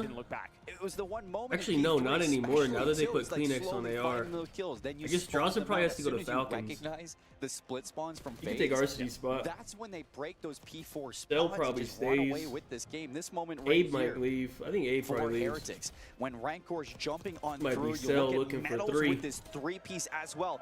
Why are we peeking that window? Both in the double chow for that. Play your life, hold those spawns, make sure that Heretics can't just I don't know what's good like with Kleenex. I think he loves fucking insight, so he might not leave, even though he probably should. He fucking loves insight. Highlight real moment here. So many great plays coming through, but it's the probably scoreboard Envoy comes to FaZe. Seeing, because on the side of FaZe Clan, Draza had himself a game. He was all if up Sim for takes this his war. spot because he was willing to contest Optic probably just stays with what they got. But for Team Heretics, you've mentioned them, Renkor. We've spoken so often about his duo, Super. But it felt like all 4 players were in the thick of the action at all times. And you speak about that pace, you speak about aggression. Yeah. Well, there's not many people that sum it up better than the Spaniards. You know, I don't even know who else they could get. There's like no one. Who could they even get from a moment like this? If you're FaZe Clan, we've been putting a lot of focus on. I think they the might negatives get when we can look towards, maybe? you know, what has been a positive for them. And it has been the ability to bounce back from situations, just, you know, looking through. Yeah, I guess. Especially that game they just might had versus stay, I Omid. guess. They I don't know lost the where search he and would. destroy. They lost the control, but the hard. Because I don't know if Abizi. You think Abizi wants to go to Falcons? Now Probably that not. you lose that rewind hard Maybe. point, we have to put some focus towards this Like S&D he could for obviously FaZe Clan, easily take because the narrative going into spot, this is you're going to feel comfortable in the respawn. Search and destroy is going to be tough. But I don't know. Falcons is weird because I think they want to keep X-Men. Those hard points to be your comfort zone. You've been taking So if they're out keeping of that, X-Men, we can then look there's towards, no, you know, there's a no player room like for 'em. Router behind them who is going to try to focus their energy into this S&D, where this was their bread and butter coming into the superstars that they are now. That's a great point to bring up about maybe the fact just that we, of course, simply have the using coaches able to get Simp and involved in Draza the thick of leave. the comms, and for FaZe And as well. Sell and I Abe said stay. this when Lottie was up here. You lose that map 1. That was supposed to be your comfort spot. Or Abe could We're now leave going and into Simp that could that you stay. don't like to play on. I think one of them You've gotta go. Very much so work on your first. I think Simp is a better fit rounds. They do not for do well Thieves in than the Abe is. but- Yeah. They will get an opportunity to set up for their defense because the Heretics have the bomb here in map 1, up 1-0 in the series. And well, the play actually, it is passive. You're looking at Abizi to see if he can be that first blood demon. Already on the hunt, backing down, playing his life. He gets the info. It is a passive attack from the Heretics. I think what they were trying to do there is bait Abizi in for a free first blood. Basically, welcome him into the lion's den. It's not a very welcome. It is not, especially when these 4 are waiting for you. But it's slow, it's patient out of the Heretics. And, well, they assess the information. Looks like B is going to be the target. Dross is going to spot them. Couple shots in, tags one, but has to back down. So B site is given up. You're most likely looking for the retake now. Problem for FaZe here is this is one-dimensional. If this first hit doesn't work, you don't have many other options. Renkor's going to be very late to this. Might be looking to set up a pinch, but it goes all over and you do find the fight. So Renkor will still be up in this. This would be a technical 1v3 if you pull it off. But just 20 seconds, you ain't got time. He's got to play for the chow. Bomb's going to be recovered. He's got time to rotate to this one. Did FaZe Clan get the heads up on this one? Wait, he just made the fucking play. He doesn't decide to plant though. He planted just in time. You do. But I think that the gig is up. FaZe Clan will be here pretty soon. It's the right call. Well, he's giving himself a chance. Sim though in the corner. Right court, 9 HP. Has to tuck back away. The regen is in for the spawn on the chow. Sim's gonna put it away, and FaZe Clan get the defuse for the round. So it got a little bit worrisome as soon as he gets away and has a chance to regen, but Sim plays it well. I was a little bit worried when I saw that Simp and Cellium weren't playing together. That gives you isolated 1v1s. Renkor is very capable of pulling that kind of situation out of the bag. But Simp does a great job to read where that rap might have come from the bomb plant. Recognizes it could be an office play. Sets himself up in the middle to at least get the intel. And does enough damage to follow up with the Chal. And, well, Simp didn't have a great map one. And for the first time in his entire career, we're calling him human. He does indeed bleed. So moments like that, a bit of confidence growing into this map. This is one of the most battle-tested teams in Call of Duty, so I mean, even though you lose that hard point, it's really hard to pinpoint a weakness for this FaZe Clan team over their history. You know you can rely on them to bounce back at some point, so inside of this search and destroy, could this be their way back? Renkor's going to draw first blood. And on the offenses, this is something FaZe struggle with. Just the opening engagements of the attacking rounds, and well, add mid-map to your attacking rounds as part of the problem, as well as you find two, and that is very clean for the Heretics. Dare I say it, considerably more clean than FaZe. A really good angle from Metals as well. You play yourself tucked into the corner. BZ goes for the bait and switch with Cellium. Just a little bit of a missed mark there, and Cellium not able to get the trade, and BZ didn't get any shots on that either. It seemed like he was just trying to rush in towards Patio, but for the Heretics, they're going to be able to tie things up early on in this S&D, not let it run away from them just yet. And now we get to see if they can, once again, work one of these bomb sites against FaZe Clan, get it planted into the post plant. The big rush to A, and out go a whole hell of a lot of stuns and trophies, and well, this is basically a blind counter because FaZe rushed B and had a couple of bodies in mid, but this transition is going to come through just a little bit too late. Renkor should be able to slip away, but the numbers are here for FaZe. BZ's going to chow it out. Metals hasn't been losing those fights. Another first blood. It's Draza's turn, finishes the job, and brings us into a 3v3. Now Jaza in a position, see if he can find more, tags him up. Cellium is there, and somebody is going to have to break this one for FaZe Clan and stop this trade battle. Simp, he has got a route all the way in behind, looking to track down Real up top. He does just that. 2 versus 1 super, makes it a 1v1, 15 seconds, and he's going to lose himself. And check the bomb, see nothing's there. And you are going to be good, is whether or not Cellium decides to stick around for the engagement. But I gotta say, my friend, there was something that happens there. And FaZe start to try and get themselves into a position to potentially retake the bomb site. BZ just hops out that top window. He hops straight out, dog. There's no support there for the trade at all. He low-key snap-headed that kill after Super Game Mode. It's so uncharacteristic of a FaZe. He tries to get the trade. It's just the whole idea in the past. Those are fights that BZ just wins. It's what makes him so good. And the idea of he's just not winning those duels anymore, that puts some pressure onto the rest of the team to kind of pick it up, play a little bit faster on those trades, and Draza tried to do that. I really like the play. You know, you jump out there, you trade it, you try to at least play your life towards the back of the shed, see if you can find a little bit more. It's just the rest of the team wasn't in a position then to fill that spot that Draza left, and that's where those openings for the Heretics are shown, where you have Real go into a perfect spot to shut down the rest of the team, and Simp gets caught. Interesting play here out of FaZe, and a lot of bodies towards B. You get caught by the preset nades, but you actually put the bomb down at A. Cellium, though, will find 2 to stop that push coming through Lambo side. 1v2 for Metals. He's currently 4-2, plenty capable of pulling this off, and there are going to be split if you are a BZ and Celium, and it's a great effort from the Spaniard, but it is answered back. A very different play coming out of the book. We spoke about how in their last tournament they looked pretty stale when it came to some of their strategies, a little bit repetitive and, well, overdone, essentially, but that's a new one out of the book. Send 3 players up one way and the bomb the complete other. The great bamboozle. You just never see it coming. And, yeah, I mean, for FaZe Clan, it's just a very well-thought misdirection play. Puts you on the board for that second round, keeping things even. Celium on 5 in a row, might I add, so playing towards that score streak. If you can get that Hellstorm, especially on a map like Hacienda, in a post-plant, that thing is dangerous. So, Heretic's going to try to work this play over towards B, see if they can shut that one down early. Well, the Zet nades will back Heretics off. Paced, I don't know, maybe, I guess, yeah. It's the quick. protocol it's did. It's a transition over to A I immediately. feel like they didn't really Stun's hit gonna B go at all in into that Dog. FaZe Celium's gonna be protocol. hit by that, so his position's given It up. was like to all spot A's. the bomb planter. I don't think you actually did here, so Celium's backing off. Even the And Optic Super's one, on no one was really patio going here. B at all. You could find yourself isolated the if you're protos were not fast. careful. And look how wide this setup is. Heretics have a lot of angles covered. That just means that Heretics are also very disconnected and isolated in these individual spots. Celium going to shoulder things out, not expecting Super into the patio. It's a first blood again for Team Heretics, 4v3. Celium going to answer things back, and there you go for FaZe Clan, the break. It's Draza for a second one. Super's going to make himself known. Only 16 seconds left, but it's all down to Super. The chow out. Celium, 7 in a row, picks it up and delivers FaZe the lead in round 5. That post plant from Heretics was wide for a little bit too long there. End up in a situation where you've got a lot of intel, you know where the hit's not coming from, and I think once you find yourself that first blood, I think then you're looking to try and get back together. Never really ends up happening.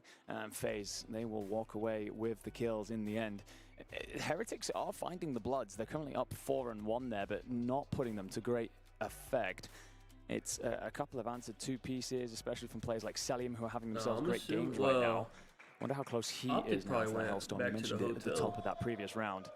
If you could get a look at the point, we would be entirely grateful, because 7 in a row, if you defuse that bomb as well, could be in a great spot. FaZe played less, so they weren't even there probably for the first I've seen situations where you look at a player in search at like 10-1 and they still don't have it, so. It's weird. Score streaks are weird. Good shots from a BZ. Real able to stay alive. Information on the second one too. You know that Team Heretics are backed up over towards the patio, and the bomb looks like it wants to aggress into a situation to see if you can still draw these first bloods. FaZe Clan are dancing a dangerous game. They bait Metals in, who got incredibly over-aggressive. What the fuck is Metals doing? Draza is just holding irons, and Renko will be backed off then. Why did he run through that? And right now, for the Heretics, this feels like you're relying a little bit on the Real play coming through the back at top halls. He does activate to find Simp. And that will be bomb dropped, actually, as well. Oh. So all of a sudden, FaZe looking like they're in a great spot, been undone.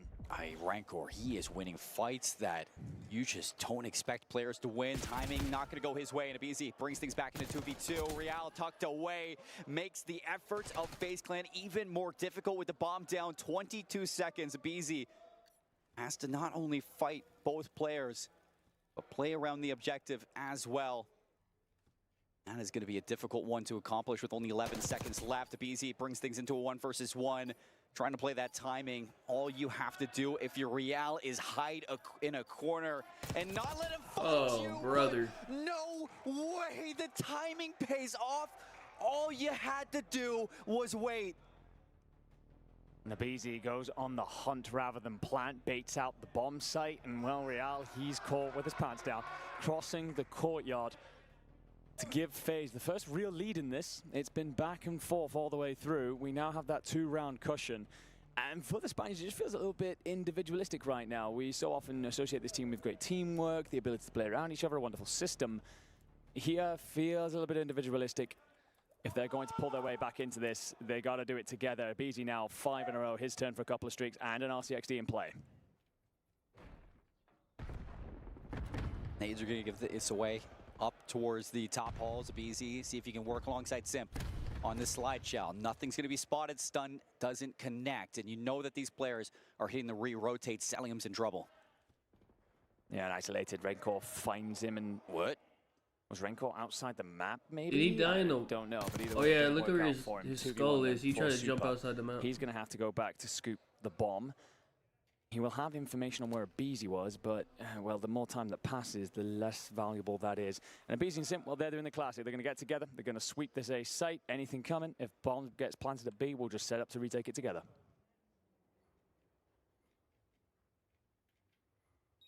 And here we go. Super for the 1v2. He's going to re-rotate all the way back around the office. Beezy might get the timing that you want in for the slide shell. Super's not ready, and FaZe Clan, they do it 5-2 up in the search and destroy. 1 round away from answering back. What's the control? On a devastating loss back in map 1. Again, it's interesting because FaZe have typically banned this map more often than most when it comes to search. Just not a fan of playing it out. Maybe it's a case of let's test it. Let's see how good we actually are. Maybe they've worked on a couple of things. Either way, they look better. The Heretics fans, they're trying to lift their boys' spirits, but 5-2 down. This is a long road, a dark tunnel. Not much light left in it. FaZe just did it. That is very true. 2-5 down. I mean, it is never over for Heretics, but, I mean, you look at somebody who's been very quiet, Real and Super have been having performance that you would expect from them. Plant's going to be here 4-on-4 for the retake. Well, Plant's going to be for Rock side, and well, Beezy gets tagged up from mid, so you know where at least some of that pressure's coming from. And well, the Cruiser's Hellstorm, apologies, is going to come in over the top. That's going to give you all the intel you need, and the Heretics, do you have time to scramble over there? Super will find that blood at least, but Beezy finds 2 to answer back. Real's going to get caught. Oldest trick of the book. Metals evaporated off of this one. 1 versus 4 for Rencore, and FaZe Clan climb their way back in the series. 1-1. We are tied in the last match on the Bravo stream. FaZe a little bit worried after that map number 1 is how much have they been rattled after what was a game 5 versus our Challengers representative in Omit for this. Let's see. What was a tough. You know, what do you guys plan on being able to do this weekend? This hasn't started the goal's yet. Always first. We've been putting good work in, trying to won a couple world championships and. Good dash unit. Wait, this shit hasn't fucking started yet, bro. I'm off after FaZe, bro. Yo, reincarnate. Beat him. Now, you guys have the green wall, but they have La Barca, a.k.a. the ship. You saw the I peeped captain. it. Even in the Bravo stage, these guys are making history. These guys are just pulling up whatever they want. They got the flag going. Good for them, honestly. Heretics are going wild, but you are no stranger to the fans just embracing Optic with love. What has it been like here in Riyadh? It seems that every time you guys stand up, it smiles across all 4 faces.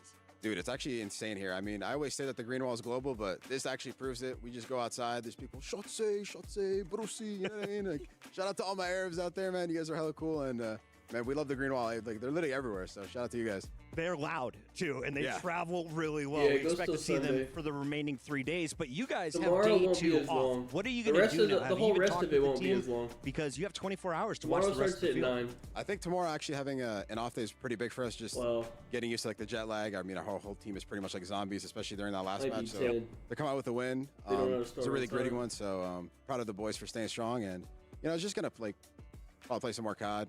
Eat some good food. I mean, the catering here has been insane. It's insane. Yeah, probably going to do that. Are you expected to scrim teams?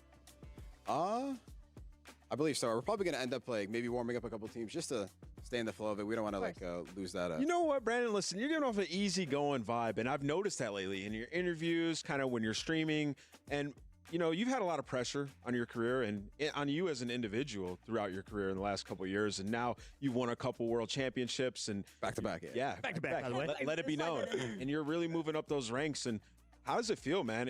Is that what's giving you the confidence to kind of just be like a little bit more easygoing? Because it feels like there's a weight off your shoulders. Yeah, they lost the series. They're I'd probably say. I mean, that relief of just winning champs last year definitely helped. They're gonna play tomorrow. Kind of always been like that. Just enjoy the game, enjoy the moment, enjoy the team, especially for Fryan. That definitely helps. But earlier in the year, it was definitely looking a little dark. But yeah, I mean, definitely winning champs twice definitely helps.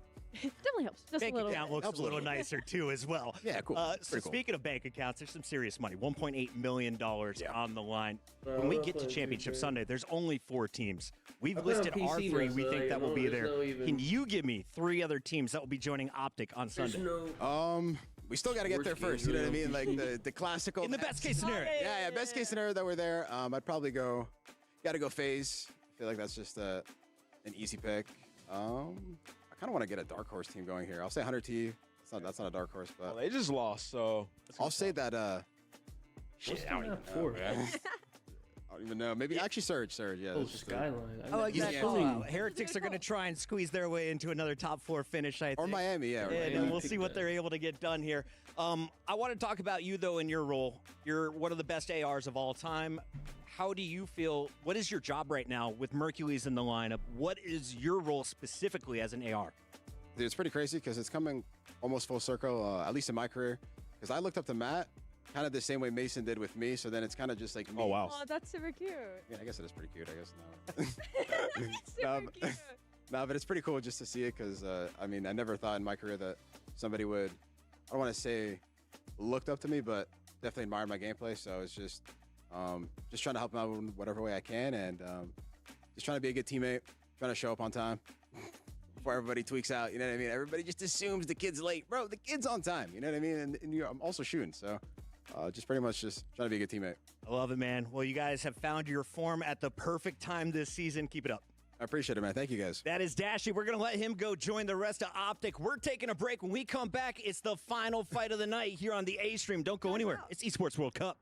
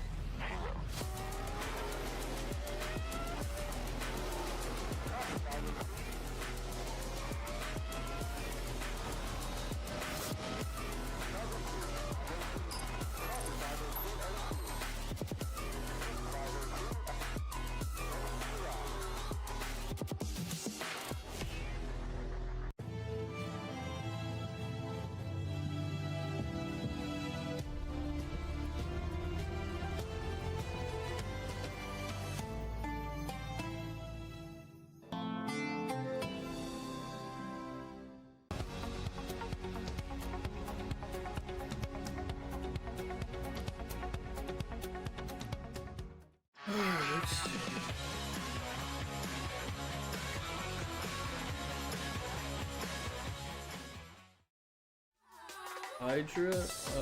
Yeah, that shit's old. They didn't, nothing even happened about that. What is this, man? Oh, I'm fucking delayed. Hold on, we might be starting up. And that'll stabilize for Koi. Yeah, big kills coming in from Jim. Everybody else's job just that little bit easier.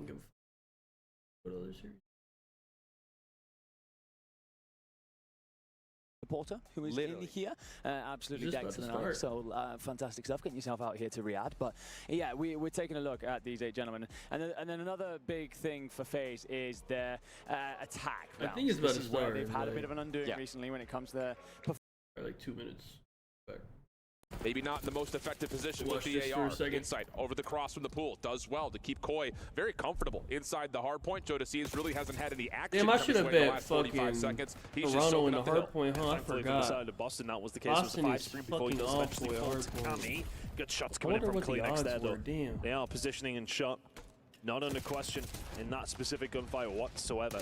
They've had a decent debut, though. We've seen in the very first series at These guys played Toronto today. was only minus solid 150, outing bro. from What the Movistar. fuck? I would say for Boston, you know, solid outing as well, but that map number 1 loss against Team War, some questions to be raised there. Yeah, I think a little bit of like, it's getting the jitters out of touch. The next 3 maps were pretty convincing for them. The search was like a 6-4, and then it was pretty much a cleanup from there on out.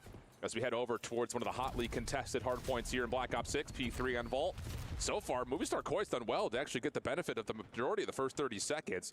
Boston still being a little bit held over towards the middle of the map as Movistar will come back in, recontest, and find more time as they put pressure on the rotation as well. Imagine when these gunfights, 50-50 is fine, but Snoopy gonna even those odds back in the favor now of Boston. Can he find another as well? That's 3 big kills from Snoopy. At the exact right side. Oh, I missed the inside under. Wait, we gotta get the inside under though in the control though. Default very much the lock and key. Wait, hold on. We Push got gonna some come here work to from do the here. side of Movistar going through the middle of the map, but Snoopy still firing. Yeah, What can I put it with big though? shutdown. Also good assistance from Cammy on one side, and on top of that, Purge on the other. Inside. And well, I think Purge, I don't know what that was, but his arrow was looking like he was hugging the wall. Hopefully there's not an issue on his side because, there's something wrong with Purge right now. He's not moving. All right, another delay. Purge shit's fucked up. That's cool.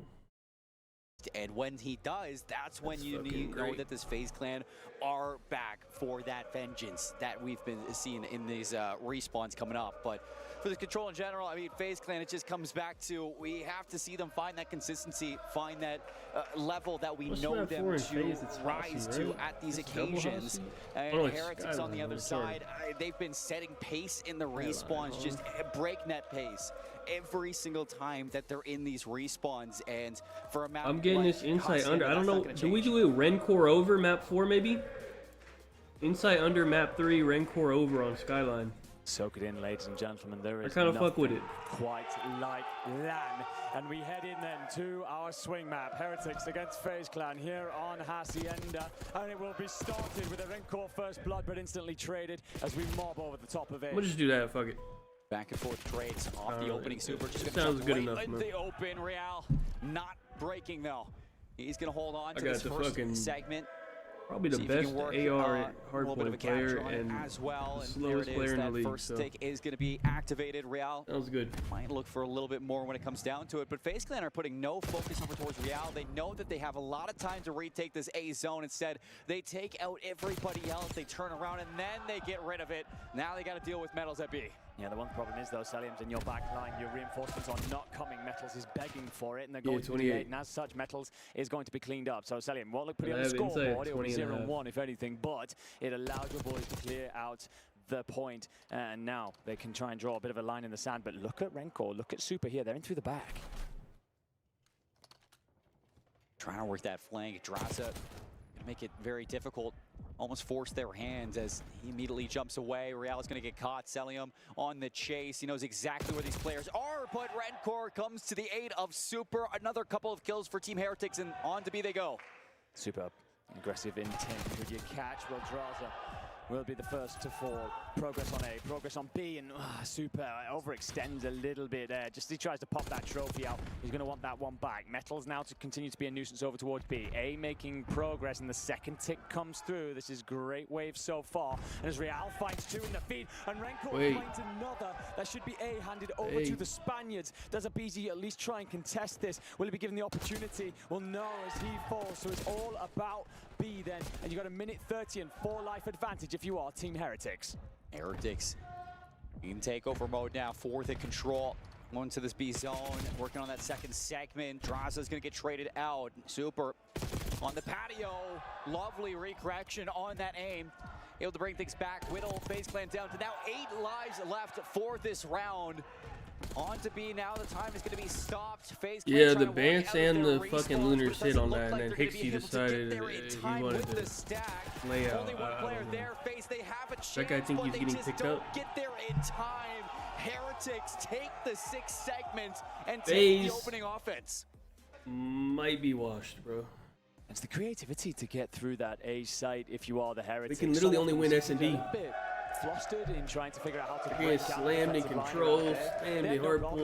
We mentioned that play, Like, Super Raincourt, they're getting through the back. They don't bother fighting it in through Rockside. They play in, wrap it back through Office. And even though they don't necessarily get the kills that they're looking for, it destabilizes FaZe for a moment, splits their defense, and that gives your boys the opportunity to mop up the kills at aim. From there, well, B is a straightforward task when Super's holding the entire defensive reinforcement line in their spawn.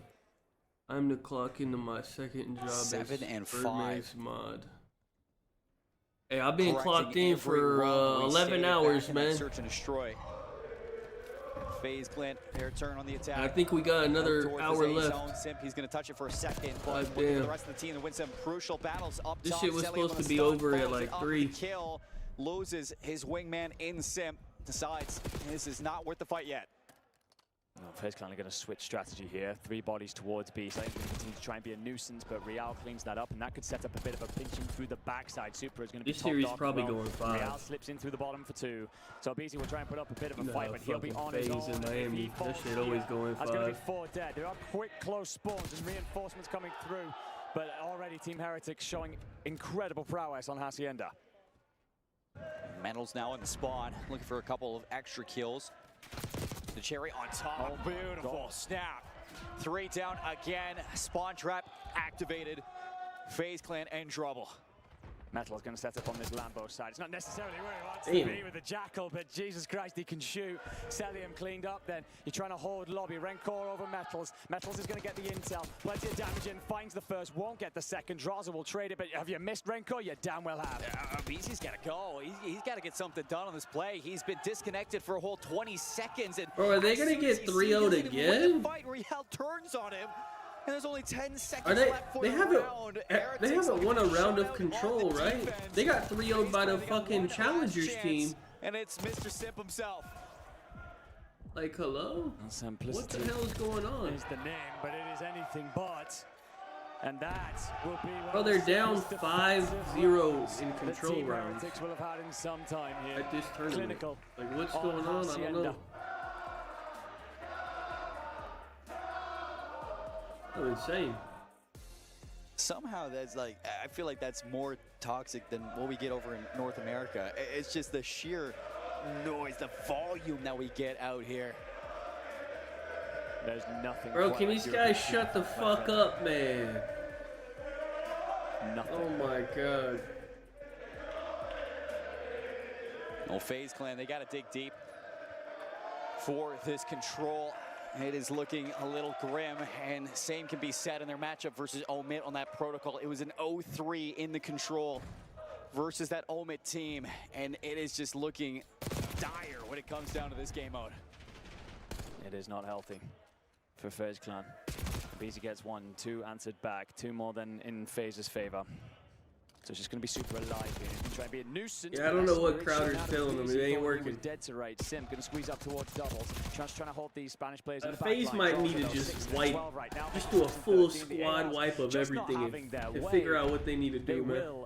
Have to back off here. They're getting Allow worse. Heretics to make progress and keep an eye on Super. These flanking routes have paid off so far, and he's already found himself in towards those top holes. Easy up top, trying to push some space back over towards top halls. Backs on up. As you know that there is a player who potentially could be getting lost in the map right now as Super is trying to work a timing towards A. Anything he can do to open up the map for the rest of the team, and that's going to be a good start at least for Rancor. A couple kills for Team Heretics. Now working over towards A. See if they can stop this clock as it's only down to 20. Super's been waiting for his teammates to do something, at least get closer, give him the moment to strike. It's never come through. Metals will find one. Real's on the point, needs the numbers and won't get them. And Abizi feels like he's come online through this round. Won a couple of gunfights he really shouldn't have. And Simp will find another as well. The terrorists Miami's doing good their at best. S&D. Miami's supposed to be bad at control. Refusing to go away. It will be contested. 8.5. That's not really how it's going, though. It's going to happen, and Metals hits the slide. And, well, Abizi sent for a hot dog, finds nothing, Simp comes through. Simply slide in, goes for double. So there for the trade. Still numbers now for FaZe Clan to see if you can at least shut down any progress over towards this B zone. They do just that. Cellium misses the shots off the initial, but Still the teammates here for FaZe Clan, creating some issues for Team Heretics and what objective to go for. Sailing's going to clean up over towards A, pin back, see if you can shut down any progress that Team Heretics is looking to make over towards this B zone. They do it, they get it done, and they live to fight another round. Now they have If to they win a come out on fucking top of that round, offense. it never felt comfortable. Abizi wins a couple of gunfights that he shouldn't have done. If those don't come through, He's not even saying nothing. Look at him. Heretics are He got his strolling. hands And it's the behind ARs his from back. FaZe. He's They not need to saying step nothing. up. He pissed In off. that round, between them currently, they stand at around 16 and 30. Celium and Draza, with that kind of combined record, is unthinkable. The ARs of the Heretics having their way, opening up these top holes and allowing their SMGs to roam free. And it's why they've been so good so far, as they sit just one round away from closing this out.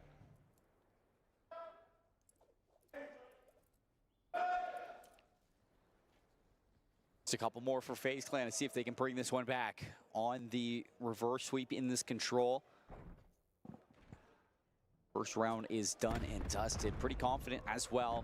Hit over towards A up to break off. Big fight for BZ in top secret. Backs on down. Simp's going to follow up with a second one. If you get all three, that's going to open up the floodgates onto this B zone. Chance for the stack, but instead they want more kills. The timer will be stopped. So you're still holding that big clock. But Simp's gonna find one, Simp will find two. Simp surely not for three and will be cut down just in time by Rencor, but the ticks are coming through. You're up for two. Can you find that third? Can you make it clean and then quickly rotate into A? You see Salim's trying to set that up. The numbers are here for Heretics. They will hit once more, and you find two. You continue to contest for now, and Metals does enough to bully you back. But a big fight between Simp and Real for the final one, and Real does just enough. Minute on the clock still. Lots of time for FaZe Clan. No need to worry just yet. You gotta be kidding me. That's ridiculous from Real.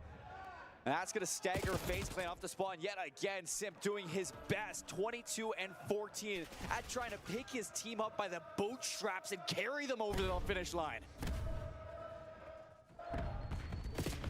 Rencor here going to try and support the push, but Easy and Simp yet again. Super with two. That B point will come through, minute and 40 seconds, and a 7-life lead. FaZe Clan suddenly come online, but it is all about the SMGs right now. Gonna choke this shit, aren't they? Going to work. Metals will finally stop Simp's reign of terror, but they've missed Draza above them, actually, who should get all the intel, be able to collapse him through the back, set Salim up for one, himself for another. A starting to move on through. You still got 90 seconds and an 8-life lead. Looking great all of a sudden if you're FaZe. First segment at A. Already done. Simp, nobody watching over your shoulder. Free shots from Real. Minute 30 on that clock.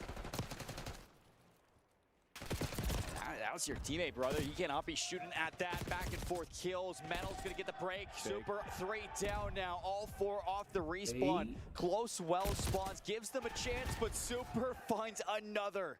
It's kind of tough. Unfortunately, it's traded, so it turns into a TDM. If you are Team Heretics, Metals may have missed 2 plays in lobby. Gets the intel, should be in behind Draza and Simp. What can you do with that, though, as Abizi picks up Rencor? Real will answer back, but then he's swarmed as well. So Metals, you had the intel. You might have well known what you wanted to do, but as your boys fall, you're on in a 1v7. And, well, we will see a round 5 in the Hacienda control. Let me go and choke this shit. Everybody just wouldn't have it any other way, FaZe. Andy. 5 rounds of the control. FaZe Clan down 0-2. You can look at this team and know that it is never truly over until you pick up that last bit to get you over the edge. Oh, we saw that earlier today. Probably no more than another hour, 5-2 comeback. Against Omit, FaZe Clan continue to be one of the most resilient teams ever. Shouldn't be more and than they got a chance to again steal away another map. And for all the criticism that they have faced at points this year, I'm just going nuclear. I'm finishing out this FaZe shit. I don't know what's going on with Boston. They had a delay or something. I don't give a fuck. I'm not watching that. Their way over the line. Simp 24 and 18, Abizi 22 and 18. It's been a run from them. Can you do it for yet one more round? Why not? Dash over towards B this time. It's been nothing but A setups for the past 2 This is the worst run saw, but BZ's going to open up with a kill over towards B. Sith already I don't know. on that zone. You have full control of the entirety of top halls for a second there if you're selling them, but as soon as you move away, that's going to provide a fourth person to now rotate over and get Simple away from B. Great work there by Super and Real, just trading all over each other, just making sure that Simp wasn't given a 1v1. And Metals has been putting in a bit of work as well, holding back the reinforcements at the lobby. So Heretics will just hold the line for a moment, and 2 more kills in the feed. Suddenly, FaZe Clan, they're only down to 45 seconds. Their hit has to come through, otherwise Draws has 13 kills. I didn't even notice. Heretics are feeling good. They have the setup that they want. Fortunately, they don't track Abisi, who hits that outer wall run. So, chance now for FaZe Clan to work off this spawn over towards B. And chance at them to still fight for this offense. And a chance to take the lead in this best of 5 to qualify for playoffs. And Abisi eventually outnumbered. The reinforcements never came because you had Real doing such great work in lobby, just holding them back.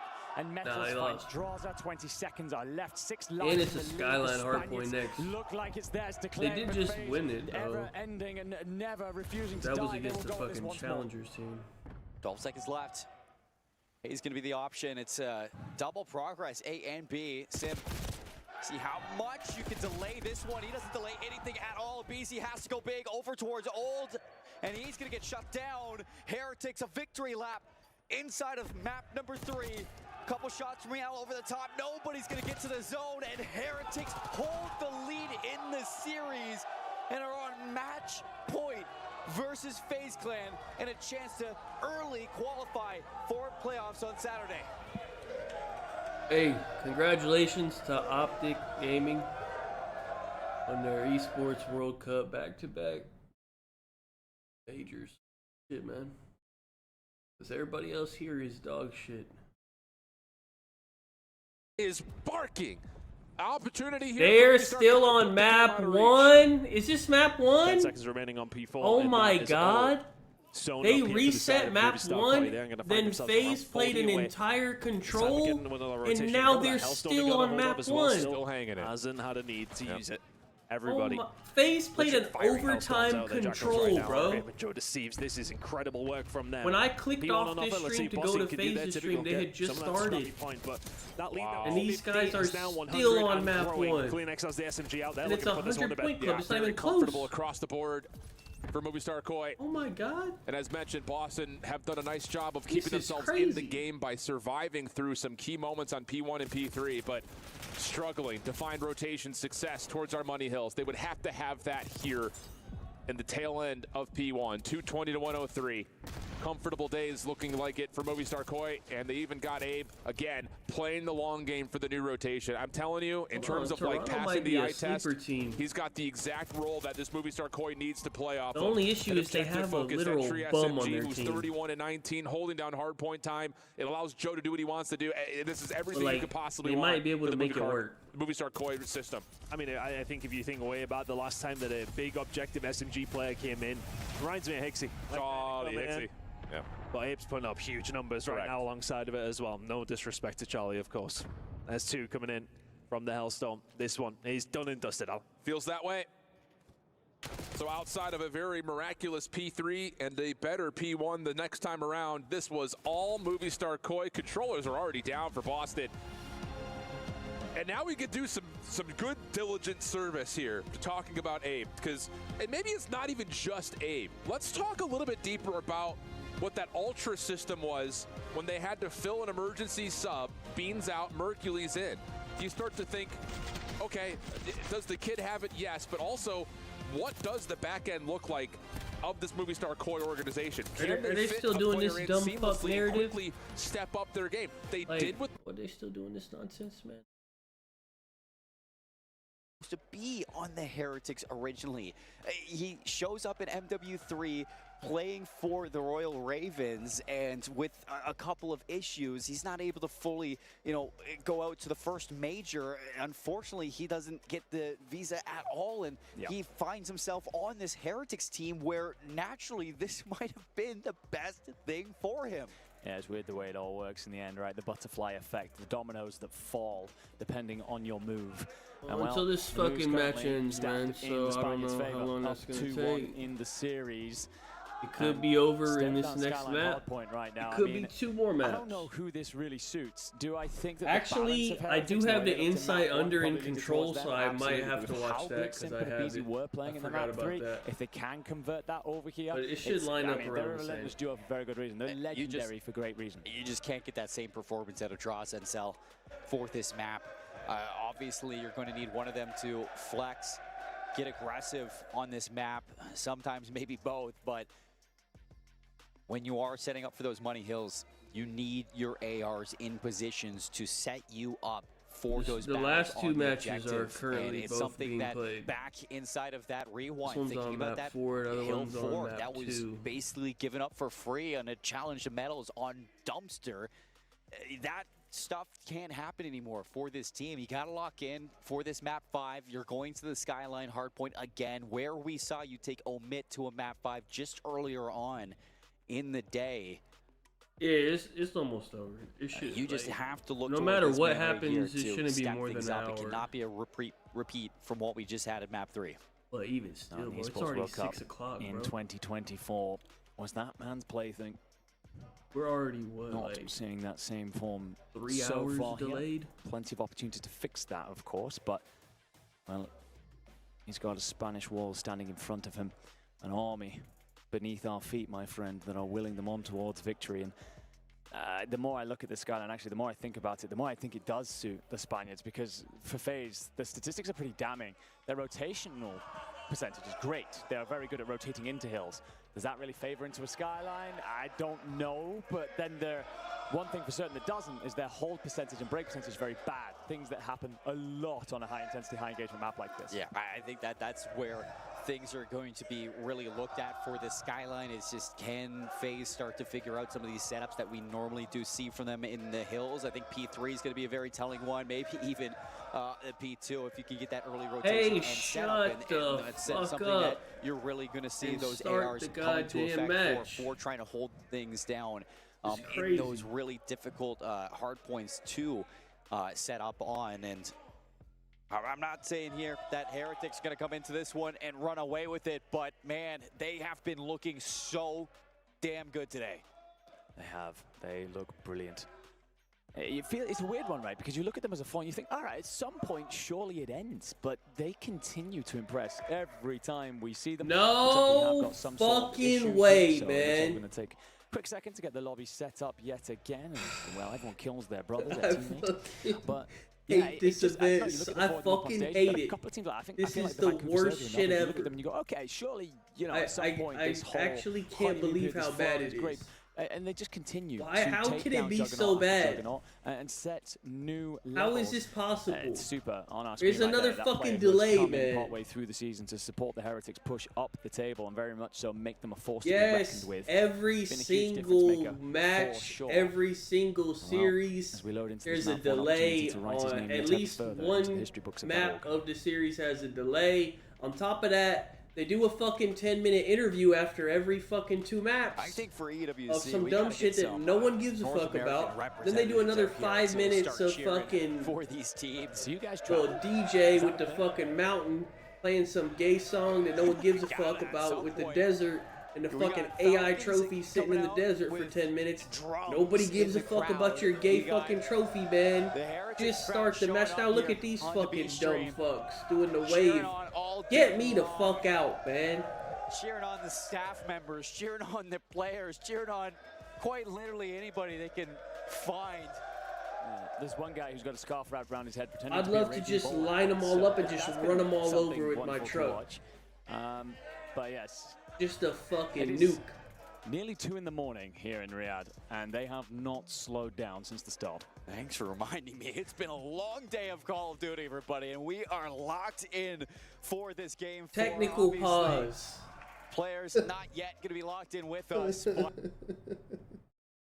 this is... And saying if we get another game 5. This is the worst shit I've ever seen. This look, and this one got they don't even got anything on the screen on this stream. Other stream got a technical pause. This is what I'm talking about, man. Like, what the fuck, man? Can we play? This is crazy. Like, what is this?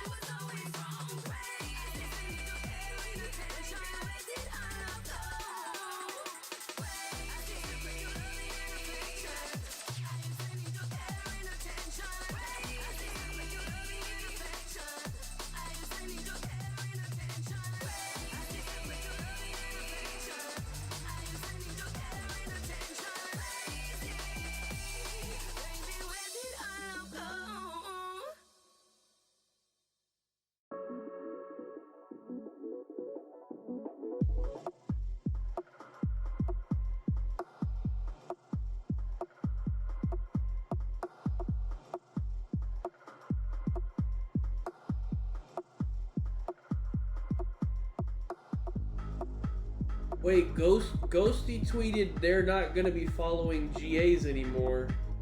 I'll put it off on screen. Wait, does this count as a stair glitch? I don't think this count. I mean, I guess it's not really a stair glitch what he did. Hold on. Apparently, there's no more. They're not following GAs tomorrow.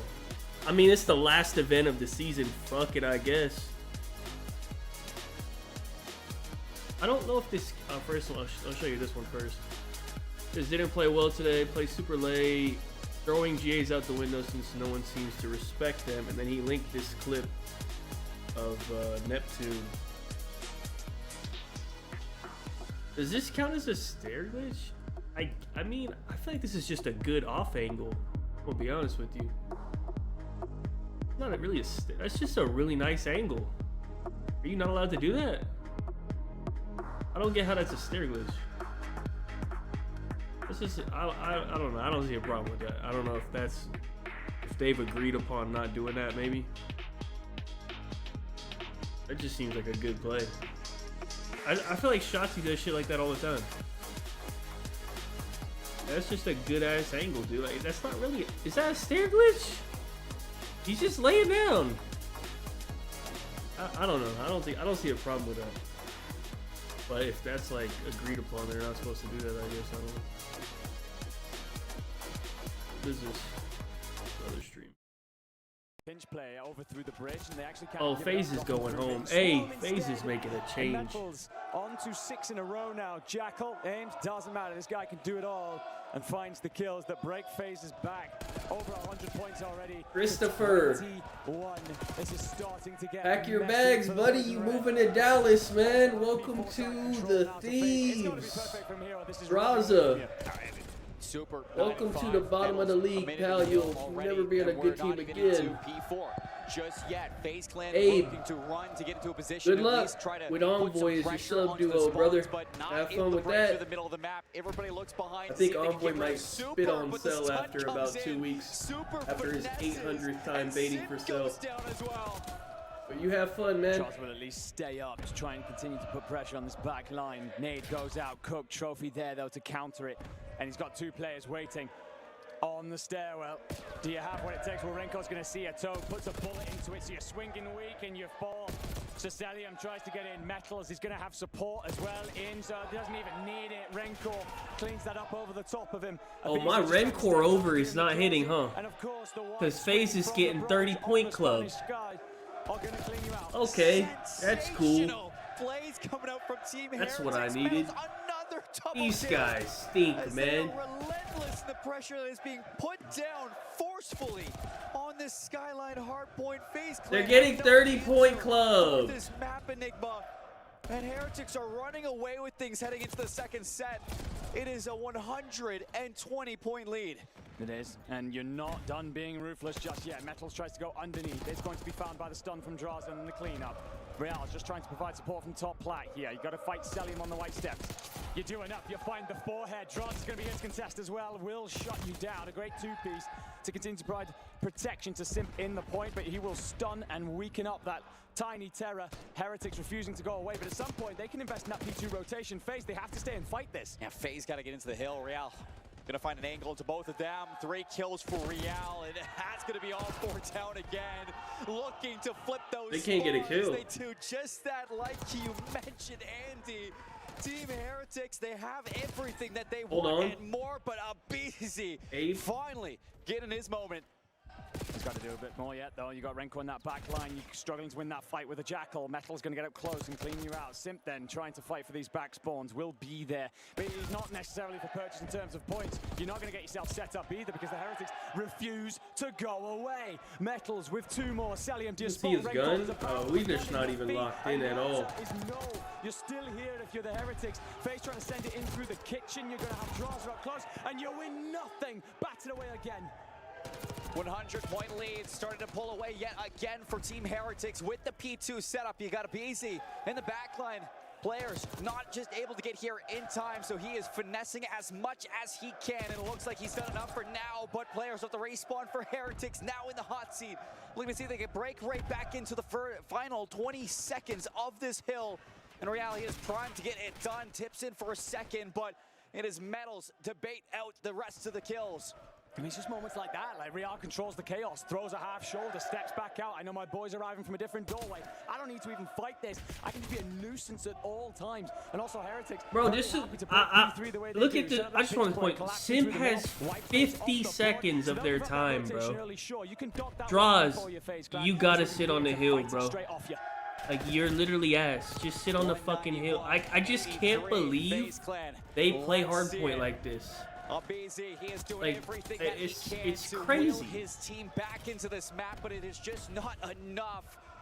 Simp 12 and 17, Draza 10 and 18. It is tough to watch right now.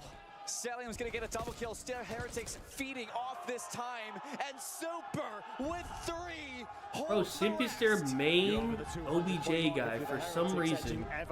I understand why Abe doesn't go to the hill because he plays so aggressive, like that's fine.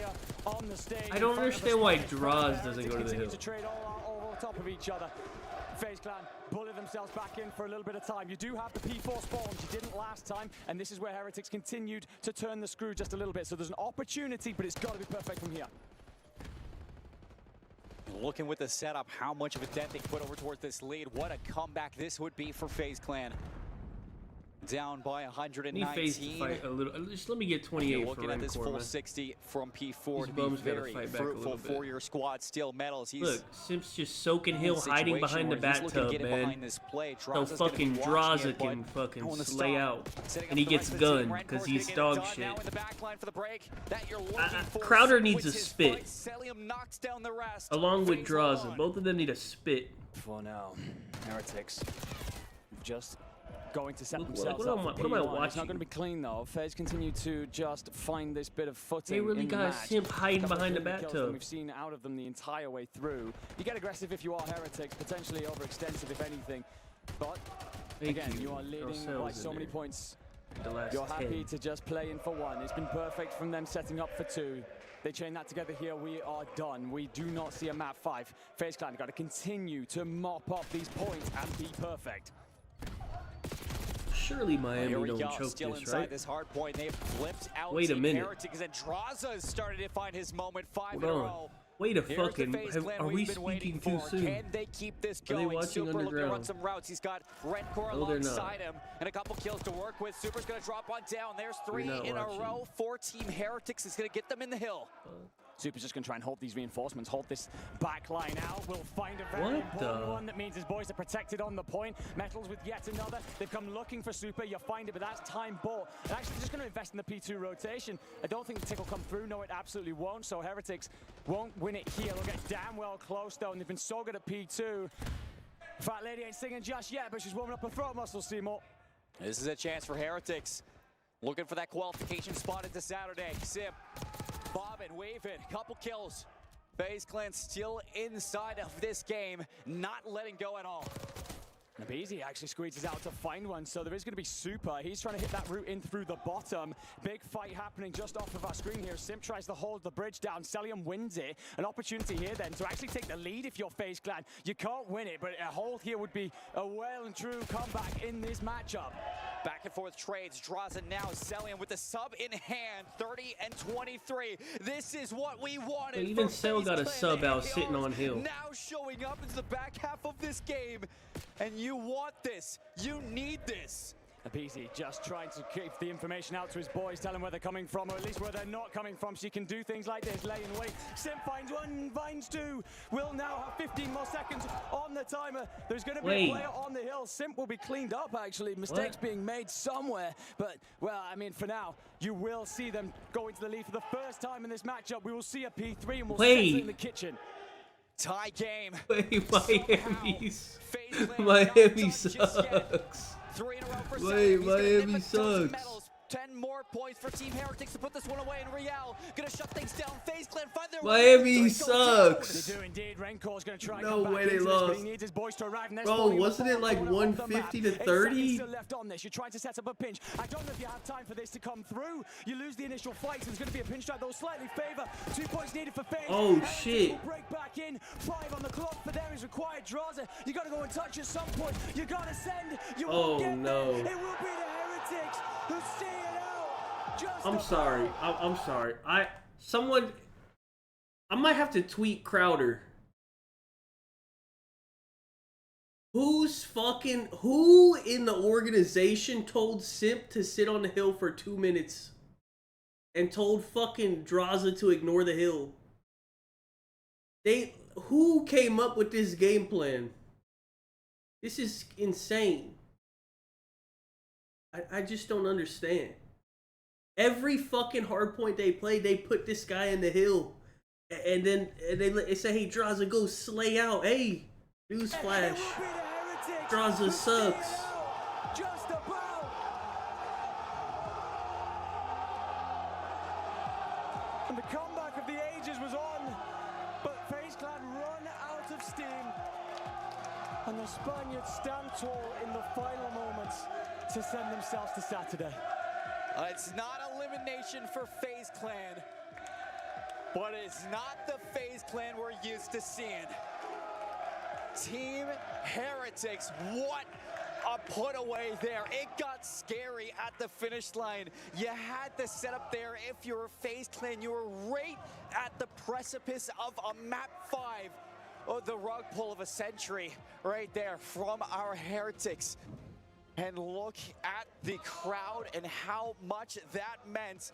Heretics moved to Saturday. FaZe Clan now have a date in the elimination bracket. They got a really tough Friday to look forward to, Lottie. This was electric. Lads, first and foremost, well done up here, because you guys were absolutely phenomenal casting that, so well done, incredible stuff. And I've got to say, it must have been fun for you guys. I know how late it is, but having these guys cheering you on and rooting you on in your casting because of what these boys are doing on the screen, that was unbelievable. I had shivers. That was unbelievable. They are celebrating in full force right now, rightfully so. I do want to quickly grab your attention on those final moments there, because that comeback that FaZe were on, it's... Let me see this ending of the game, bro. What the fuck happened, man? I just still can't believe they have Simp sitting in the hill like he's fucking accuracy or something. It's mind blowing. All right, let me see what the fuck happened here. Corner for Team Heretics to put this one away. Right here, FaZe gets 3 dead. 3 dead. You should not lose this. FaZe is orange, right? Yeah, FaZe is orange. 3 dead. You should not lose. How do you lose this game? And find their way in, and 3 go down. They do indeed. Renkor's going to try. Wait. Yep. He blocked it and spawned them out. Wait. He spawned them out. Gonna shut things down. FaZe Clan find their That's way why in, they lost. He spawned them out. I don't think they knew that. Down. They do indeed. Renkor's going to try and come back into this, but he needs his... Oh, he spawned them out, and none of them knew he spawned them out. Look, none of them turn around. They don't know. Boys to arrive, and they're spawning in the... They don't know. Look at 4 backing up. Oh, look at he put... Oh, brother. Far corner. Oh, brother. Well, okay. This is just common sense, right? Let's just look at the minimap for a second. So he pushed through. He's all the way through. Hey, if you don't see him there, you know if they did spawn there, they went top. Like, who is that? Rancor went top. Spawning in the far corner. But why is 1, 2, 3, and 4? They're all still looking at that spawn. Abe's on the spawn point. Obviously, they're not there. What the fuck are you looking at? Look at them. All 4 of them are still looking at it. Hey, turn around. Hey, dumbass. 8 seconds still left. What? Cell was still looking at Abe's. Literally on the stairs, Cell was still looking at it. On this, you're trying to set up a pinch. I don't know if you have time. Oh, brother. For this to come through. We are retarded. We are absolutely retarded. You lose the initial fight. So we are. You see where 4? Okay, look. So you see where 4 just spawned? That's where they thought Miami was spawning, right? Exactly where 4 just spawned, right? But gonna try and come back into this, but he needs his boys to arrive, and they're spawning in the far corner. Abe can see that clearly they didn't fucking spawn there. By this point, they know obviously they're not fucking there. Of the map. Hello. 8 seconds still left. Cell's still looking. Cell's about to shoot Abe. What is he looking at? He's still looking at it. On this, you're trying to set up a pinch. I don't know if you have time for this to come through. Jesus. You lose the initial fight, so there's going to be a pinch strike, though slightly. We are retarded. 2 points needed for FaZe. Heretics will break back in. 5 on the clock, but there is required draws. You got to go and touch at some point. You got to send. You won't get there. It will be the Heretics. Oh my god, these guys are fucking brain dead. They gotta blow it up, man. Man. I'm very proud. What's up with the other match? Actually, it doesn't matter because Rancor didn't hit because FaZe fucking. Actually, I can't even say that. That was actually a pretty low kill game for how close it was.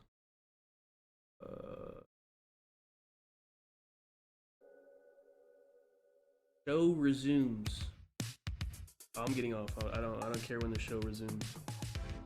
I will be getting off.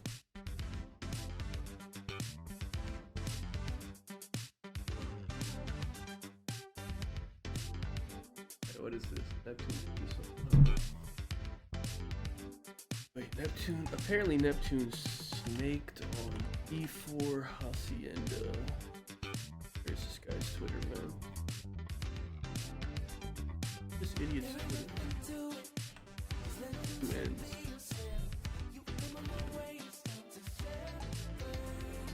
Hey, what? There's 2 U's. Guy's the worst Twitter handle I've ever seen. What did he do? Ooh, welcome back. I know it's been a day full of delays, but we're back and ready to go for the. Shut up. It didn't snake on P4. Hey, man. Come on, dude.